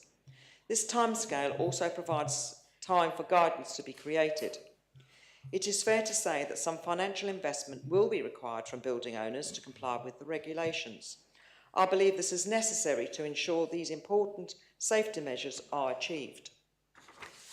Where a building has not participated in the voluntary scheme, we estimate the total cost will be between £6,500 and £8,200 for the entire building during year one. After this, annual costs are expected to be between £330 to £770. These costs are expected to be achievable for all buildings. Enforcement will be fair and proportionate. In 2027, every effort will be made to support buildings to comply. From 2028, the fire service would begin a full inspection programme. This will aim to visit up to 50 buildings per year and inspect all buildings by 2031. This will be achieved within the fire service's existing resources. Where issues are found, efforts will be made to deal with them informally. If this is ineffective, formal improvement notices exist to ensure action is taken. Before concluding, sir, I just want to address why these regulations have been created as a standalone piece of legislation instead of regulations under Jersey's existing fire precautions law. Under Jersey's fire precautions law, a building must have a fire certificate before regulations can be created for it. This is inflexible and shows the outdated nature of this law. The fire certificate process is highly detailed and creates significant requirements for buildings and the fire service. I have no desire to require tall blocks of flats to require fire certificates. This is not the right option for them, and it would not help achieve the aims of these regulations. Creating these regulations as a standalone piece of legislation allows the positive changes to be achieved without creating disproportionate burdens for building owners. Although technically these regulations will need to be approved again in April 2030, I hope that the fire precautions law will be modernised by then. This will allow these regulations to fall under it without requiring reapproval every 3 years. A first draft of this more modernised law has been developed, but it still requires significant development and consultation. Sir, we must ensure Jersey's residents are as safe as possible in their homes. These regulations will make a genuine difference in the event of a serious fire. These regulations take practical steps to ensure the failings which occurred at Grenfell Tower are prevented here. They also provide inspection and enforcement powers to the fire service. This ensures minimum standards are consistently maintained across all buildings for the benefit of residents. Sir, I therefore ask the Assembly to give their support and I propose these regulations. Thank you, Minister. Are the principles seconded? Thank you. Does any member speak on the principles? Deputy Catherine Curtis. Thank you, sir. Just very briefly. The regulations provide a sensible first step to fire safety regulation in tall buildings. There was extensive consultation with broad support from stakeholders, and the panel has received briefings on this matter, including a visit to a high-rise building to see the safety requirements in operation. And the panel is supportive of the legislation. Thank you, Deputy. Deputy Alex Curtis. Thank you, sir. And I've just got two things to add, really. One is for the benefit of any reporting on this. If the Minister could confirm that when she talks about a building being 11 metres in height, the height is defined within the law as being the lower level of the top habitable storey. And that's just so that if anybody's reporting on this, they don't say buildings are just 11 metres high, which would capture a large number of buildings that don't fall under these regulations. The height is in particular that of one where the lower level of the highest floor that is occupied. I just hope that the communication will be clear enough that those who have buildings 11 metres high, but the highest floor, say, is 8.5 metres, don't start worrying that they fall under that. It's a small point to make. The second one is the principle of applying this to 2 or more separate domestic premises. If the Minister, in her summing up on the principles, could explain the principle behind choosing 2 or more separate domestic premises, that would be appreciated. It would be interesting to know what the knock-on impact is for a range of Victorian properties that may well have a separate occupied lower floor and then occupation above, and whether those fall into this. That is not the case with me. I don't have anything to declare on that one. But I just think it'd be, again, interesting to understand that two domestic premises in one building is quite a low number, and I just wanted to know if there was any clarification as to the policy decision that went into that. Does anyone else wish to speak on the principles? Deputy Ward. Thank you, sir. It was just really, again, just a couple of clarification points on this one. Just looking at the records here, it says, I understand only in 19% of buildings are currently compliant.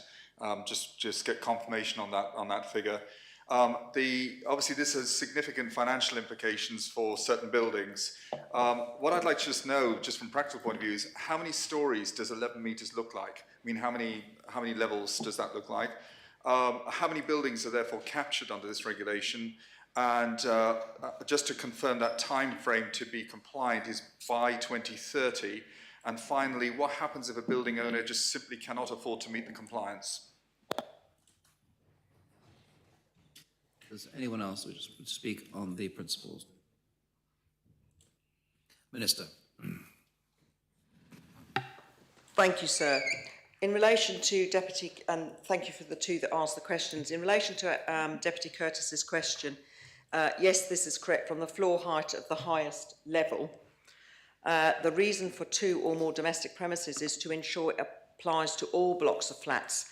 Unlikely there will be many with just 2 actual premises. In relation to Deputy Waugh's question, typically, as I said in my speech, it is 5 stories is roughly equivalent to what 11 metres would be, and approximately 100, as I mentioned earlier, 140 buildings. The time frame to be compliant is April 2027. But the things I was talking about in relation to the timescales thereafter is about, obviously the fire service will need to go and check all of the different premises around the island. So obviously won't necessarily know about compliance until they've checked all those premises, sir. And on that note, I call for the... Sorry, Minister. I haven't finished. Final question was just around what happens if you can't... Would you be prepared to give way to Deputy Wall? Yes, certainly, sir. It was just to answer my final question, that was all, and that was about what happens if the building owner just simply can't afford compliance. Does the building just simply get shut down? So, basically, this is why there is such a long timescale. What is evident over the last period of time since this has been a voluntary scheme is a lot of people have already done a lot of work. And as the chair of the scrutiny panel has said, a lot of premises, and they visited one, as I have also visited one, all of the necessary work has already been done. And this is why there is such a long time frame in relation to this. The costs are roughly about, as we estimated, between 6,500 and 8,200. And so therefore, over the period of time which they've already had, and the fact that they've already got another year from now until the 27 when the law is coming in, that gives quite a long period of time. There was a number of other matters that it was agreed that we wouldn't include in this legislation because we were mindful that some of the extra pieces would have been burdensome on these premises. Just to reiterate, we've had significant consultation with both building owners and the associations and also residents, and all of those have been positive about these changes, and there's been, as far as I'm aware, no concerns about the financial implications, sir, and I therefore call for the appel. Thank you, Minister. The appel has been called for. Members are invited to return to their seats. I ask the greffier to open the voting.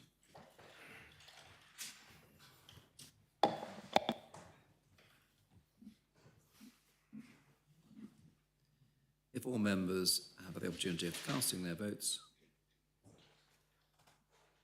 I ask the greffier to close the voting. I can announce the principles have been adopted unanimously, 40 votes for. Deputy Catherine Curtis, can you confirm your panel don't wish to scrutinise this matter any further? Correct. Thank you very much. Minister, how do you propose the regulations in second reading? En bloc, please, sir. Thank you. Are the regulations seconded? Yes, sir. Thank you. Does anyone wish to speak on the regulations in second reading? Those in favour, kindly show. Thank you very much. The regulations are adopted in second reading. Minister, do you propose the matter in third reading? Yes, please, sir. Is the matter seconded? Yes, sir. Does anyone wish to speak on the articles as adopted in second reading in third reading? Is the appel called for? Yes, please, sir. Appel has been called for. Members are invited to return to their seats. I ask the greffier to open the voting.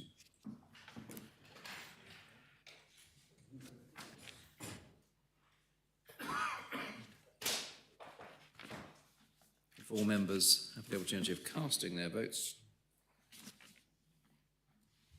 I ask the greffier to close the voting.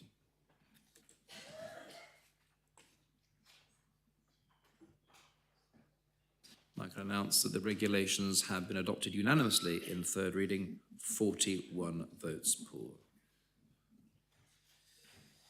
Next item is the Draft Employment and Discrimination Tribunal Amendment Regulations lodged by the Minister for Social Security. The main respondent is the Health and Social Security Scrutiny Panel. I ask the greffier to read the citation. Draft Employment and Discrimination Tribunal Jersey Amendment Regulations 2000, the states make these regulations under Articles 82 and 104 of the Employment Jersey Law 2003. Minister. Thank you, sir. The amendments to the Employment Tribunal regulations are relatively minor, but nonetheless important changes. There are three main amendments. Each is designed to improve the effectiveness of the tribunal and its processes, and also emphasise its judicial and operational independence. New Regulation 2 increases the minimum and maximum pool of lay members of the tribunal. There have been issues with the ability of the tribunal to hear claims in a timely way because of the current small pool, and in some cases the growing complexity of claims. Increasing the pool of lay members will give the tribunal the opportunity to hear claims in a more timely way. New Regulation 3 deals with the appointment of members of the tribunal. The Assembly is currently required to approve their appointment. In my view, and in the view of some Assembly members expressed to me at the time the Assembly considered the last group of appointees, it is important that the tribunal as a judicial body is and is seen to be independent of the political process. I propose that the Assembly should in future not be required to approve the appointment of tribunal members. Sir, amended Regulation 3 also clarifies the role of the Jersey Appointments Commission in the recruitment of new members of the tribunal. The effect of the amendment is to make clear that the role of the JAC is to ensure a fair recruitment process and not the suitability of candidates for appointment. That task is undertaken by the recruitment interviewing panel, whose recommendations for appointment will continue to be made to the Minister, who will need to be satisfied by the interviewing panel that the prospective appointees have the necessary qualifications and experience. The final substantive amendment concerns the make-up of individual panels to hear claims under employment and/or discrimination legislation. As the law currently stands, those panel members recruited for their discrimination law experience can only hear claims relating solely to discrimination issues. These are few and far between and represent a barrier to the effective utilisation of lay members with this expertise. Sir, far more frequent are mixed claims, which involve elements of both employment and discrimination law, but from which discrimination panel members are currently barred. Amended Regulation 5 would enable the chair of the tribunal to appoint a discrimination panel member to sit on a mixed claim in place of a member with employment law experience. The amendment would enable the best use to be made of the skills and expertise of a currently underused group of lay members. Sir, I commend the amendments to the Assembly and maintain the principles. Thank you, Minister. Are the principles seconded? Thank you. Does anyone speak on the principles? Deputy Brenneth. Yes, sir. Deputy Doublé has had to go home ill, so I, as the Vice Chair of the panel, and the rapporteur, if you like, from the panel's point of view, I do want to place on record one item which has only just occurred to me as I've been put into this role relatively in the last hour or two, which is that a family member is currently pursuing a case at the Employment Tribunal. I don't think it constitutes a conflict in that I don't think anything that we will be deciding here today will affect the outcome or be seen to influence the proceedings of the body, but I just wanted to make that clear to members. In terms of the proposition before us, the panel has had limited time to scrutinise, but as the notes will make clear, I think, if members have had a chance to read them, we are content with all three elements of the changes that are proposed. With that, I don't have anything further to add, and we will not be calling them in. Thank you, Deputy. Does anyone else wish to speak on the principles of these regulations? I call upon the Minister to reply. Minister. Thank you, sir. I would like to say thank you to the panel because I know they expedited the delivery of their comments so that we could debate these regulations today. So I would like to just put on record my thanks to the panel for that and their support in that. And on that note, I will call for the appel. Thank you, Minister. The appel has been called for. Members are invited to return to their seats. I ask the greffier to open the voting.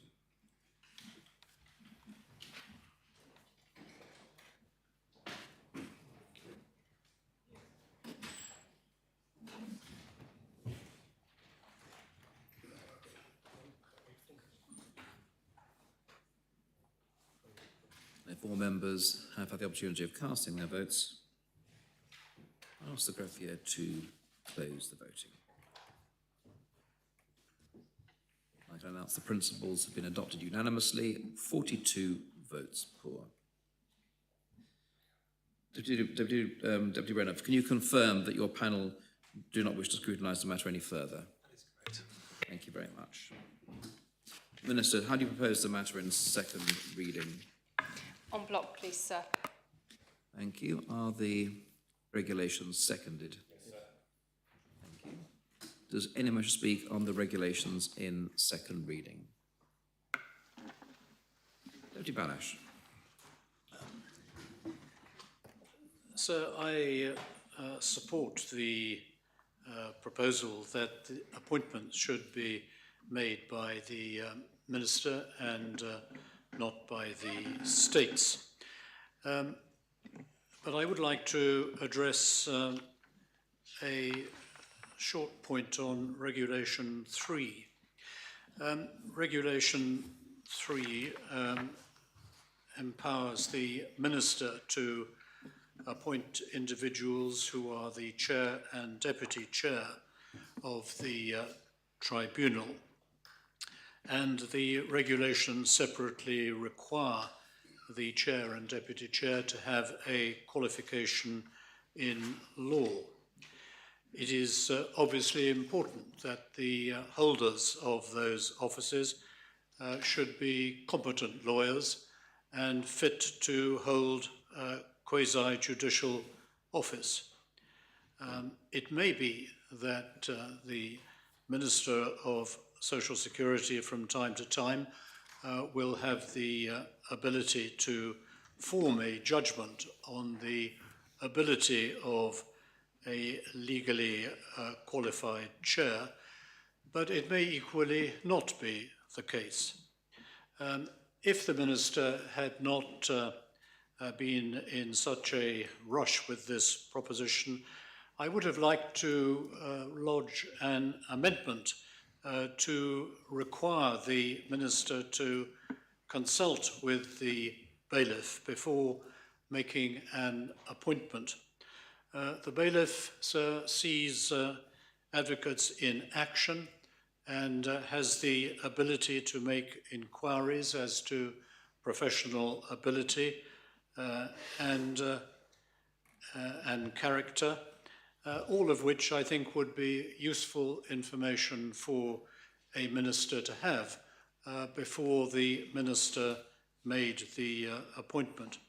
So I would therefore, in default of any amendment, ask the minister to consider whether she would, in practice, make it a habit of consulting the bailiff before a quasi-judicial appointment of this kind is made. Thank you, Deputy. Does anyone else wish to speak on the in second reading? Minister.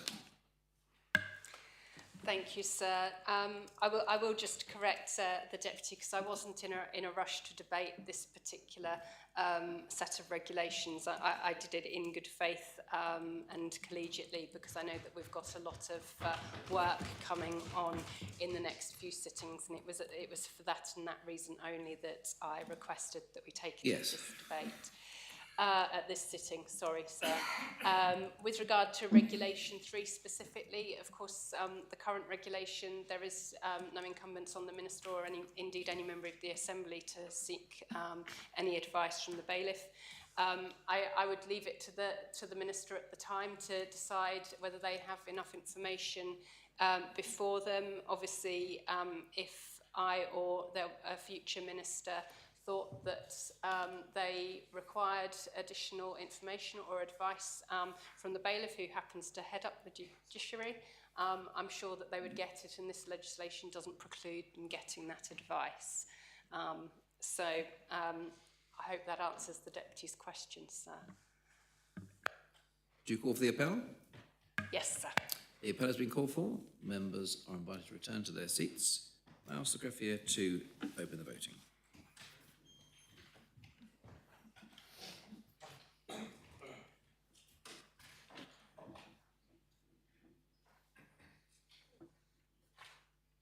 If all members have the opportunity of casting their votes,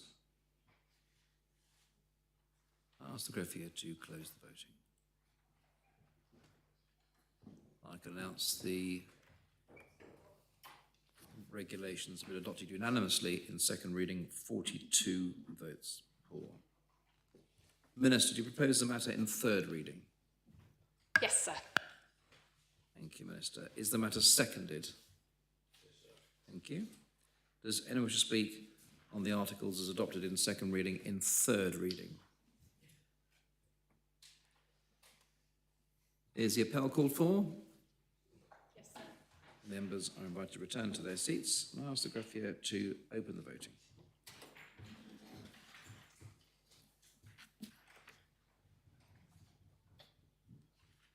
All members have had the opportunity of casting their votes. I ask the greffier to close the voting. And I can answer the regulations adopted unanimously in third reading, 42 votes for. The next item is the draft Social Security Health and Christmas Bonus Amendment Regulations, lodged by the same Minister. The main respondent is the Chair of the Health and Social Security Scrutiny Panel. I ask the greffier to read the citation. Draft Social Security Health and Christmas Bonus Jersey Amendment Regulations 2000. The states make these regulations under Articles 2 and 3 of the Social Security Bonus Jersey Law 2014. Minister. Thank you, sir. I am pleased to be bringing this legislation to the Assembly today. Following the budget debate in December, this Assembly approved the Government's commitment to expand healthcare support to the island's pensioners as part of the wider Supporting Islanders and Strengthening Communities project. And I've moved quickly to get these proposals lodged in order to make these changes as soon as possible. The Pension Plus scheme is a means-tested tax-funded benefit that is currently available to lower-income pensioners with no income tax liability and less than £64,000 in savings, excluding the value of their home. The scheme provides financial support for dental, chiropody and optical checkups and treatments. In addition, anyone eligible for the scheme can access the Health Access Scheme and receive discounted visits to general practitioners. If agreed, these proposals will extend the eligibility to the scheme and the Health Access Scheme to pensioners with a tax liability of up to £1,000 in the previous year. It is estimated that this could bring up to 1,300 additional pensioners into the scheme at an estimated additional cost of up to £625,000 a year. The potential additions to the HAS scheme fall within the agreed limits of that scheme, with the cost being met from the Health Insurance Fund. At present, the same income test is applied to the Pension Plus scheme and the Christmas bonus payment. While the eligibility is being widened for the Pension Plus scheme, the Christmas bonus scheme will stay as is. That is, it is available to pensioners who don't have a tax liability. At present, the Christmas bonus rules rely on the Pension Plus eligibility as a proxy for including the rules themselves in the Christmas bonus regulations. The changes being debated today now explicitly set out the existing Christmas bonus rules in the Christmas bonus regulations. This will have no impact at all on the existing pensioners who benefit from the Pension Plus scheme and the Christmas bonus. they will continue to receive the same benefits as now. Separating out the eligibility rules in this way provides more flexibility about how pensioner benefits can be phased and avoid an all or nothing approach to benefit eligibility. Pensioners with no tax liability can get help with heating costs, health costs, and a Christmas bonus. The change today will mean that pensioners with a tax liability of up to £1,000 will now be able to get extra help with health costs. Finally, support remains in place for pensioners who do not receive income support but have a tax liability of less than £2,735. That support is available through the Community Cost Bonus Scheme. As I explained in the written report that accompanied the legislation, there are multiple ways these proposals make changes. To change the allowable tax income can be made by ministerial order, while the updated rules for eligibility for the Christmas bonus require regulations. The qualification for the Health Access Scheme does not have a legislative link. I have put these proposals together as one package so that members have a holistic view of what is being proposed. Subject to members' support today, the intention is to bring these regulations into force to align with the target of these changes going live at the end of March. Thank you, sir. I propose the principles. Thank you, Minister. Are the principles seconded? Yes, sir. Thank you. Does anyone speak on the principles? Deputy Renouf. Yes, sir. Round two of my standing in, and even shorter than the last time, I think. We had a brief chance to look at these proposals. They enact things that had already been agreed in the budget. And when we requested any further information in lieu of a briefing, we were basically told it's all in lieu of a briefing. We were basically told it's all in the report. So read the report, and there is nothing really further to add. And I think that's fair enough. It is a very simple set of regulatory changes that bring into effect effectively decisions that have already been taken. And we are happy as a panel to support them. Thank you, Deputy. Deputy Scott. Thank you, sir. I am pleased to support this proposition, which, as the Minister mentioned, advances a priority in the Common Strategic Policy, health and wellbeing, affordable living. It actually takes forward a proposition that I brought in 2022 regarding the Pension Plus scheme, and I was persuaded to withdraw it from the Minister for Social Security at the time, now the Minister for Treasury, whilst a review was to be carried out of social security benefits. And the reason why I brought this proposition actually came from a constituent of mine who, before I even was elected, came to a kind of surgery I was holding and actually disclosed her personal financial details to me. And in the course of this, and pointed out certain benefits that have been taken away from pensioners, including what used to be an extra allowance for people over the age of 70, and how just, even though she had two pensions, having been a public employee, that she was struggling in terms of with the increase of the cost of living, of rent, actually covering every year, and getting more and more scared that she would have to at some point ask for state's help that she never anticipated asking for. And then on top of that, I had another call from an irate pensioner saying, "What are you doing about pensioners?" And so basically, I was waiting for a result to see whether we might address what was pointed out as an inequity in the Pension Plus scheme. That inequity being that if you had somebody who had their own house and wasn't paying income tax, they could get Pension Plus.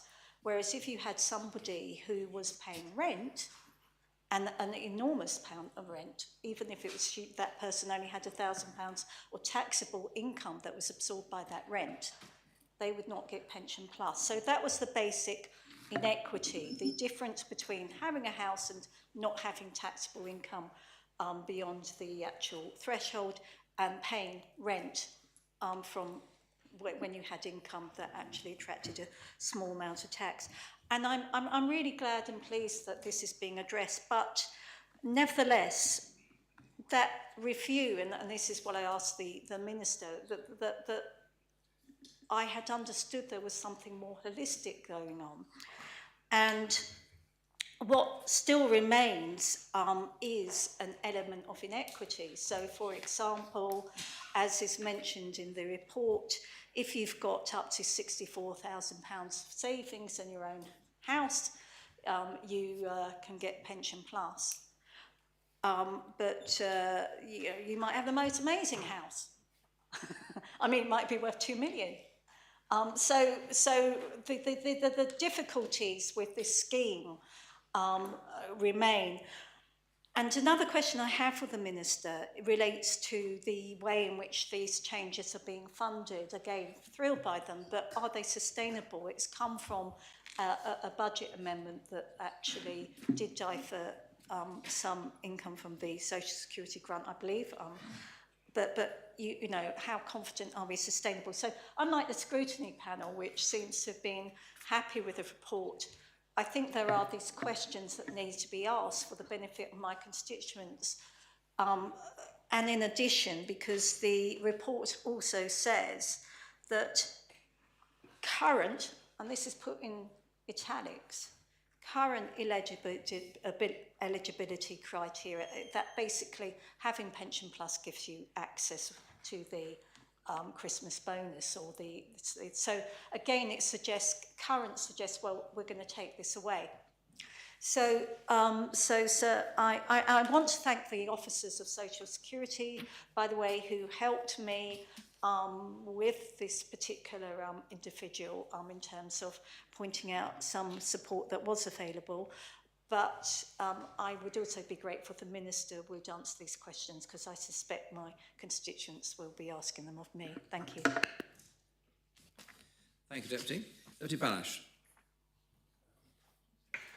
So I too support these principles, because it is obviously in principle desirable to allow pensioners who pay a small amount of tax to benefit from the Christmas bonus and other allowances which are currently only paid to pensioners who pay no tax. The question is, can we afford it? And the Minister has given us the figure and made provision in the budget for those benefits which are paid from central funds. The report states that that figure is £625,000, and that seems to me to be a reasonable cost for the benefit on the other side of the equation to more than 1,000 low-income pensioners. What the Minister has not given us is the figure for the change to the health access scheme, which is funded not from the general revenues but from the health insurance fund. And I would like to ask the Minister what effect this change is going to have upon the health insurance fund. We are once again putting burdens on the fund without making any compensating arrangements for the income to the fund. The Minister will recall that she opposed my amendment to the budget, which would have put the health insurance fund in a rather more healthy state. In 2026, the amount available in the health insurance fund was £101 million. In 2029, that will have reduced to £61 million. So what I would like to ask the Minister is what the Health Insurance Fund will contain in 2029 after these additional payments have been taken into consideration. Thank you, Deputy. Deputy Miles. Thank you, sir. Just a couple of quick questions, please, for the Minister. And I too welcome the introduction of these measures. We just had a couple of questions around the commencement and implementation. My questions are really, will pensioners receive this automatically, or are they going to have to make an application? What measures have been taken by the department to communicate this change to eligible pensioners? Thank you. Thank you, Deputy. Does anyone else wish to speak on the principles? Minister. Thank you, sir. Firstly, I'll thank the panel again for getting its comments in such a timely manner, despite the bringing forward of this particular debate. I will try and answer the questions that I've noted down. Deputy Scott, in answer to your constituents who are worried about financial support, I do want to give the message loud and clear that people should never be worried about coming in, asking and claiming benefits that they are eligible for. It's one of the things that I've been working hard on as a minister to ensure that we remove any stigma that really shouldn't be there around people claiming benefits.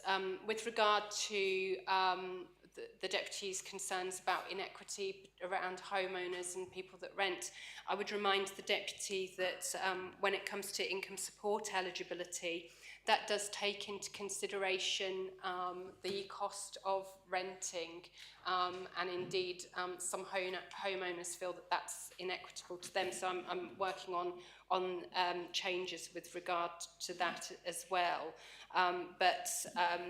I think the thing around these changes is this is about smoothing out what was very much a cliff edge where people were eligible to practically everything or nothing, and making these changes to legislation today, the change to unhook Christmas bonus eligibility from pension plus eligibility helps us to be clear around that and have more flexibility around the different qualification criteria for different benefits. Deputy Balash asked about the pensioners that would now become eligible for the Health Access Scheme. My understanding is that the additional cost to the HIF with this change is considered or estimated to be around £260,000 a year. Whilst that might be seen as a cost to the Health Insurance Fund, I think it's really important to remember that people, especially people as they get older, the quicker they can get access to primary care and the more barriers we remove to people accessing primary care, that should enable us to save money in the longer run when it comes to things like hospital treatments and things like that. It's really important that we get people seeking early intervention to enable them to keep healthy and have healthy lives as they continue to age. Deputy Miles asked about implementation. We have, obviously, we need to be careful around communications ahead of this legislation going through. I was conscious there was still a political decision to be made, so the communications will start and commence after this decision of the Assembly today. There will be a leaflet sent out to all pensioners in the coming weeks, which will outline all of the benefits that are available to all pensioners and encourage them to contact my department if they think that there is a benefit that they should be eligible for that they are not receiving. I've also asked my department to contact, and hopefully some of the constables have had contact from my department already, so that they are going to go and meet with parishes, update parishes on benefits as a whole, but also hopefully do some kind of drop-in sessions in the parishes, in the community, and I'm hoping that that communication will help as well. My direction to the department is always to try and automate payments and application processes as much as possible. And I was trying to recall when Deputy Miles made the request to me where we'd got to with the discussion in terms of this. My understanding is, and I can provide more detail to the Deputy outside of the chamber, is that my department does have a data sharing agreement with the tax department, and similar to the community cost bonus and how we work, because the rules are very similar. We should have some form of automatic implementation, but I don't want to promise things on the floor of the chamber, but that's definitely what we were working towards. I think I've answered any questions as best as I could. Again, I would remind the Assembly that the changes to legislation today do just enact what we all agreed within the budget debate at the end of last year, and I hope everybody will support them because they will make a real difference to pensioners. Thank you, sir. I call for the appel. Thank you, Minister. The appel has been called for. Members are invited to return to their seats. I ask the greffier to open the voting.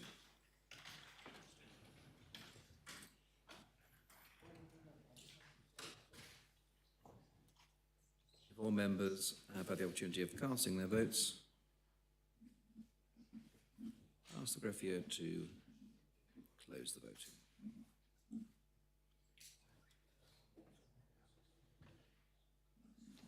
Announce that the principles have been adopted. 42 votes for, 1 vote cont. We have a contra, please, sir. Deputy Andrews voted contra. Deputy Renouf, can you confirm that your panel don't wish to scrutinise the matter any further? Yes, sir. Thank you very much. Minister, how do you propose the regulations in second reading? En bloc, please, sir. Thank you. Are the regulations seconded? Yes, sir. Thank you. Does anyone speak on the regulations in second reading? Those in favour, kindly show. Thank you very much. The regulations are adopted in second reading. Minister, do you propose the regulations in third reading? Yes, sir. Are those regulations seconded? Yes, sir. Thank you. Does anyone speak on the regulations as adopted in second reading in third reading? No? Is the appel called for? Yes, please. Appel has been called for. Members are invited to return to their seats. And I ask the greffier to open the voting.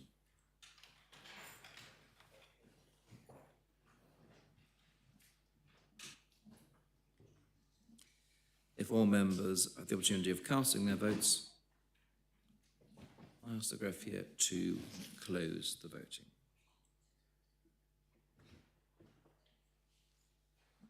Announce that the regulations have been adopted in third reading. 43 votes for, 1 vote cont. One, please.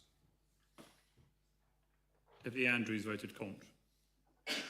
Now we on to the draft Employment and Discrimination Amendment Law lodged by the Minister for Social Security. The main respondent is the Chair of the Health and Social Security Scrutiny Panel. I ask the greffier to read the citation. Draft Employment and Discrimination Jersey Amendment Law 2000, a law to amend further the Employment Jersey Law 2003 and the Discrimination Jersey Law 2013. The states, subject to the sanction of His Most Excellent Majesty and Council, have adopted the following law. Minister. Thank you, sir. The changes to the employment and discrimination laws which I'm bringing to the Assembly today could be described as good housekeeping, as they clarify the law in 3 separate areas. The first area of amendment applies to both the employment law and the discrimination law. The new wording clarifies the calculation of the time allowed for claims to be lodged with the Employment Tribunal. There have been examples of claims deemed to be out of time because an incorrect calculation of the deadline has been made. The new wording in the laws is an attempt to present a simpler and more effective way of expressing deadlines. The second area tidies up an oversight in previous amendments, removes the term maternity leave in the requirement for written terms and conditions.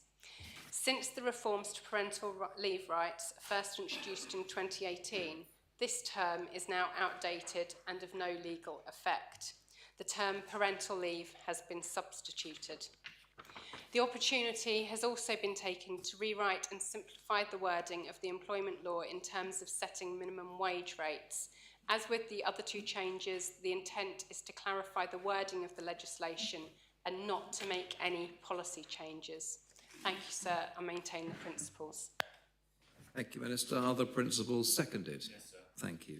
Does anyone speak on the principles? Deputy Renouf. Thank you, sir. As with the previous two, I'd like to point out that we haven't had as much time as we would normally have to scrutinise, but within those constraints, we are content with the changes that the Minister has outlined, and in particular endorse the view that they are essentially housekeeping. There is one area which I certainly felt could do with a little clarification, and I'd welcome the Minister's attempt to do so if she has the opportunity, which is the new Article 17A2. The aim of these is to simplify and clarify, but I found it confusing to read that Article 17A2 sets out that orders may provide that trainees be paid a different rate, and that a different rate may also be paid by reason of a person's age, and to have that followed by the law does not currently provide for and will not provide for, by virtue of these amendments, differential minimum wage rates for different age bands. So I think it's because we're talking about two different things, and one is a trainee rate and one is a minimum wage rate, but it could be easy to confuse and think that these, that there's almost a contradiction there. So I would welcome the Minister's chance to just clarify that. But given, as I say, given the time available, we've found no further major issues. Thank you, Deputy. Does anyone else wish to speak on the principles? Minister. Thank you, sir, and I do thank the panel again for providing its comments at more speed than it would have usually done. I just want to allay the Vice Chair's concerns. The purpose of the changes is not policy changes. It was to seek to clarify that there was a separate trainee rate, as well as if a future minister did want to introduce an age rate, that provision is still there.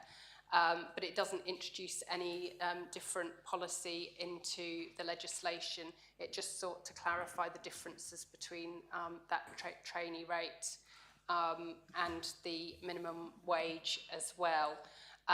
There are references as well to school leaving age as well, and it was really these changes were made to simplify and also clarify those different rates that do exist in provisions in the legislation and could be used by ministers in the future. Thank you, Minister. Do you call for the appel? Yes, please. The appel has been called for. Members are invited to return to their seats. I'll ask the greffier to open the voting.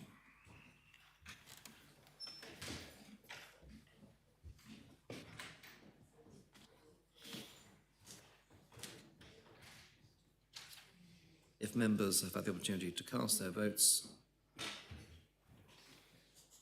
I ask the greffier to close the voting. I can announce that the principles have been adopted unanimously, 44 votes for. Deputy Renouf, can you confirm that your panel don't wish to scrutinise the matter any further?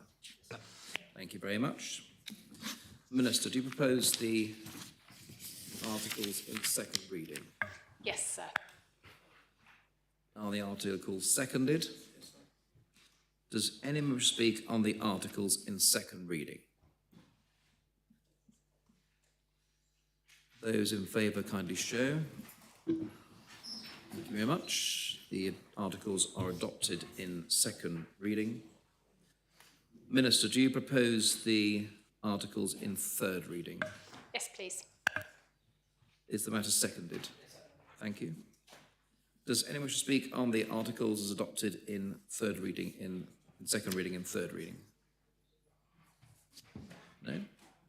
Is the appel called for? Yes, sir. Appel has been called for. Members are invited to return to their seats. I'll ask the greffier to open the voting.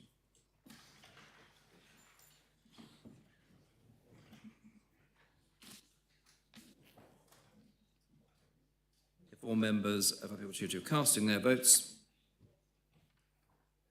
I ask the greffier to close the voting. And I can announce that the law has been adopted unanimously in third reading, 44 votes for. That concludes public business for this meeting, and I ask the Chair of PPC to propose the arrangement of public business for future meetings. Chair of PPC. Thank you, sir. And I'm sure members will be surprised by the brevity of this sitting, but I can assure them that it's the lull before the storm. Today we deferred the draft Marriage and Civil Partnership Dissolution and Separation Law, P85, which will be debated at the next meeting. And an item that was on the next meeting, P14, Treating Children as Children, proposed by Deputy Balash. He will be requesting that it's deferred to the 10th of March. There are a number of other items that have been added to the consolidated order paper. P20, Comptroller and Auditor General appointment. P21, Draft Sea Fisheries, Atlantic Bluefin Tuna. P22, Draft Planning and Building Amendment. P23, Ministerial Office Independent Support to Ministers. There are obviously some substantial items coming up for the next meeting, and I would expect all continuation days to be used. With that, sir, I propose the order of business. Thank you. Are members content to proceed as proposed by the Chair of PPC? Are members content now to adjourn? The Assembly stands adjourned until 9:30 on the 24th of February.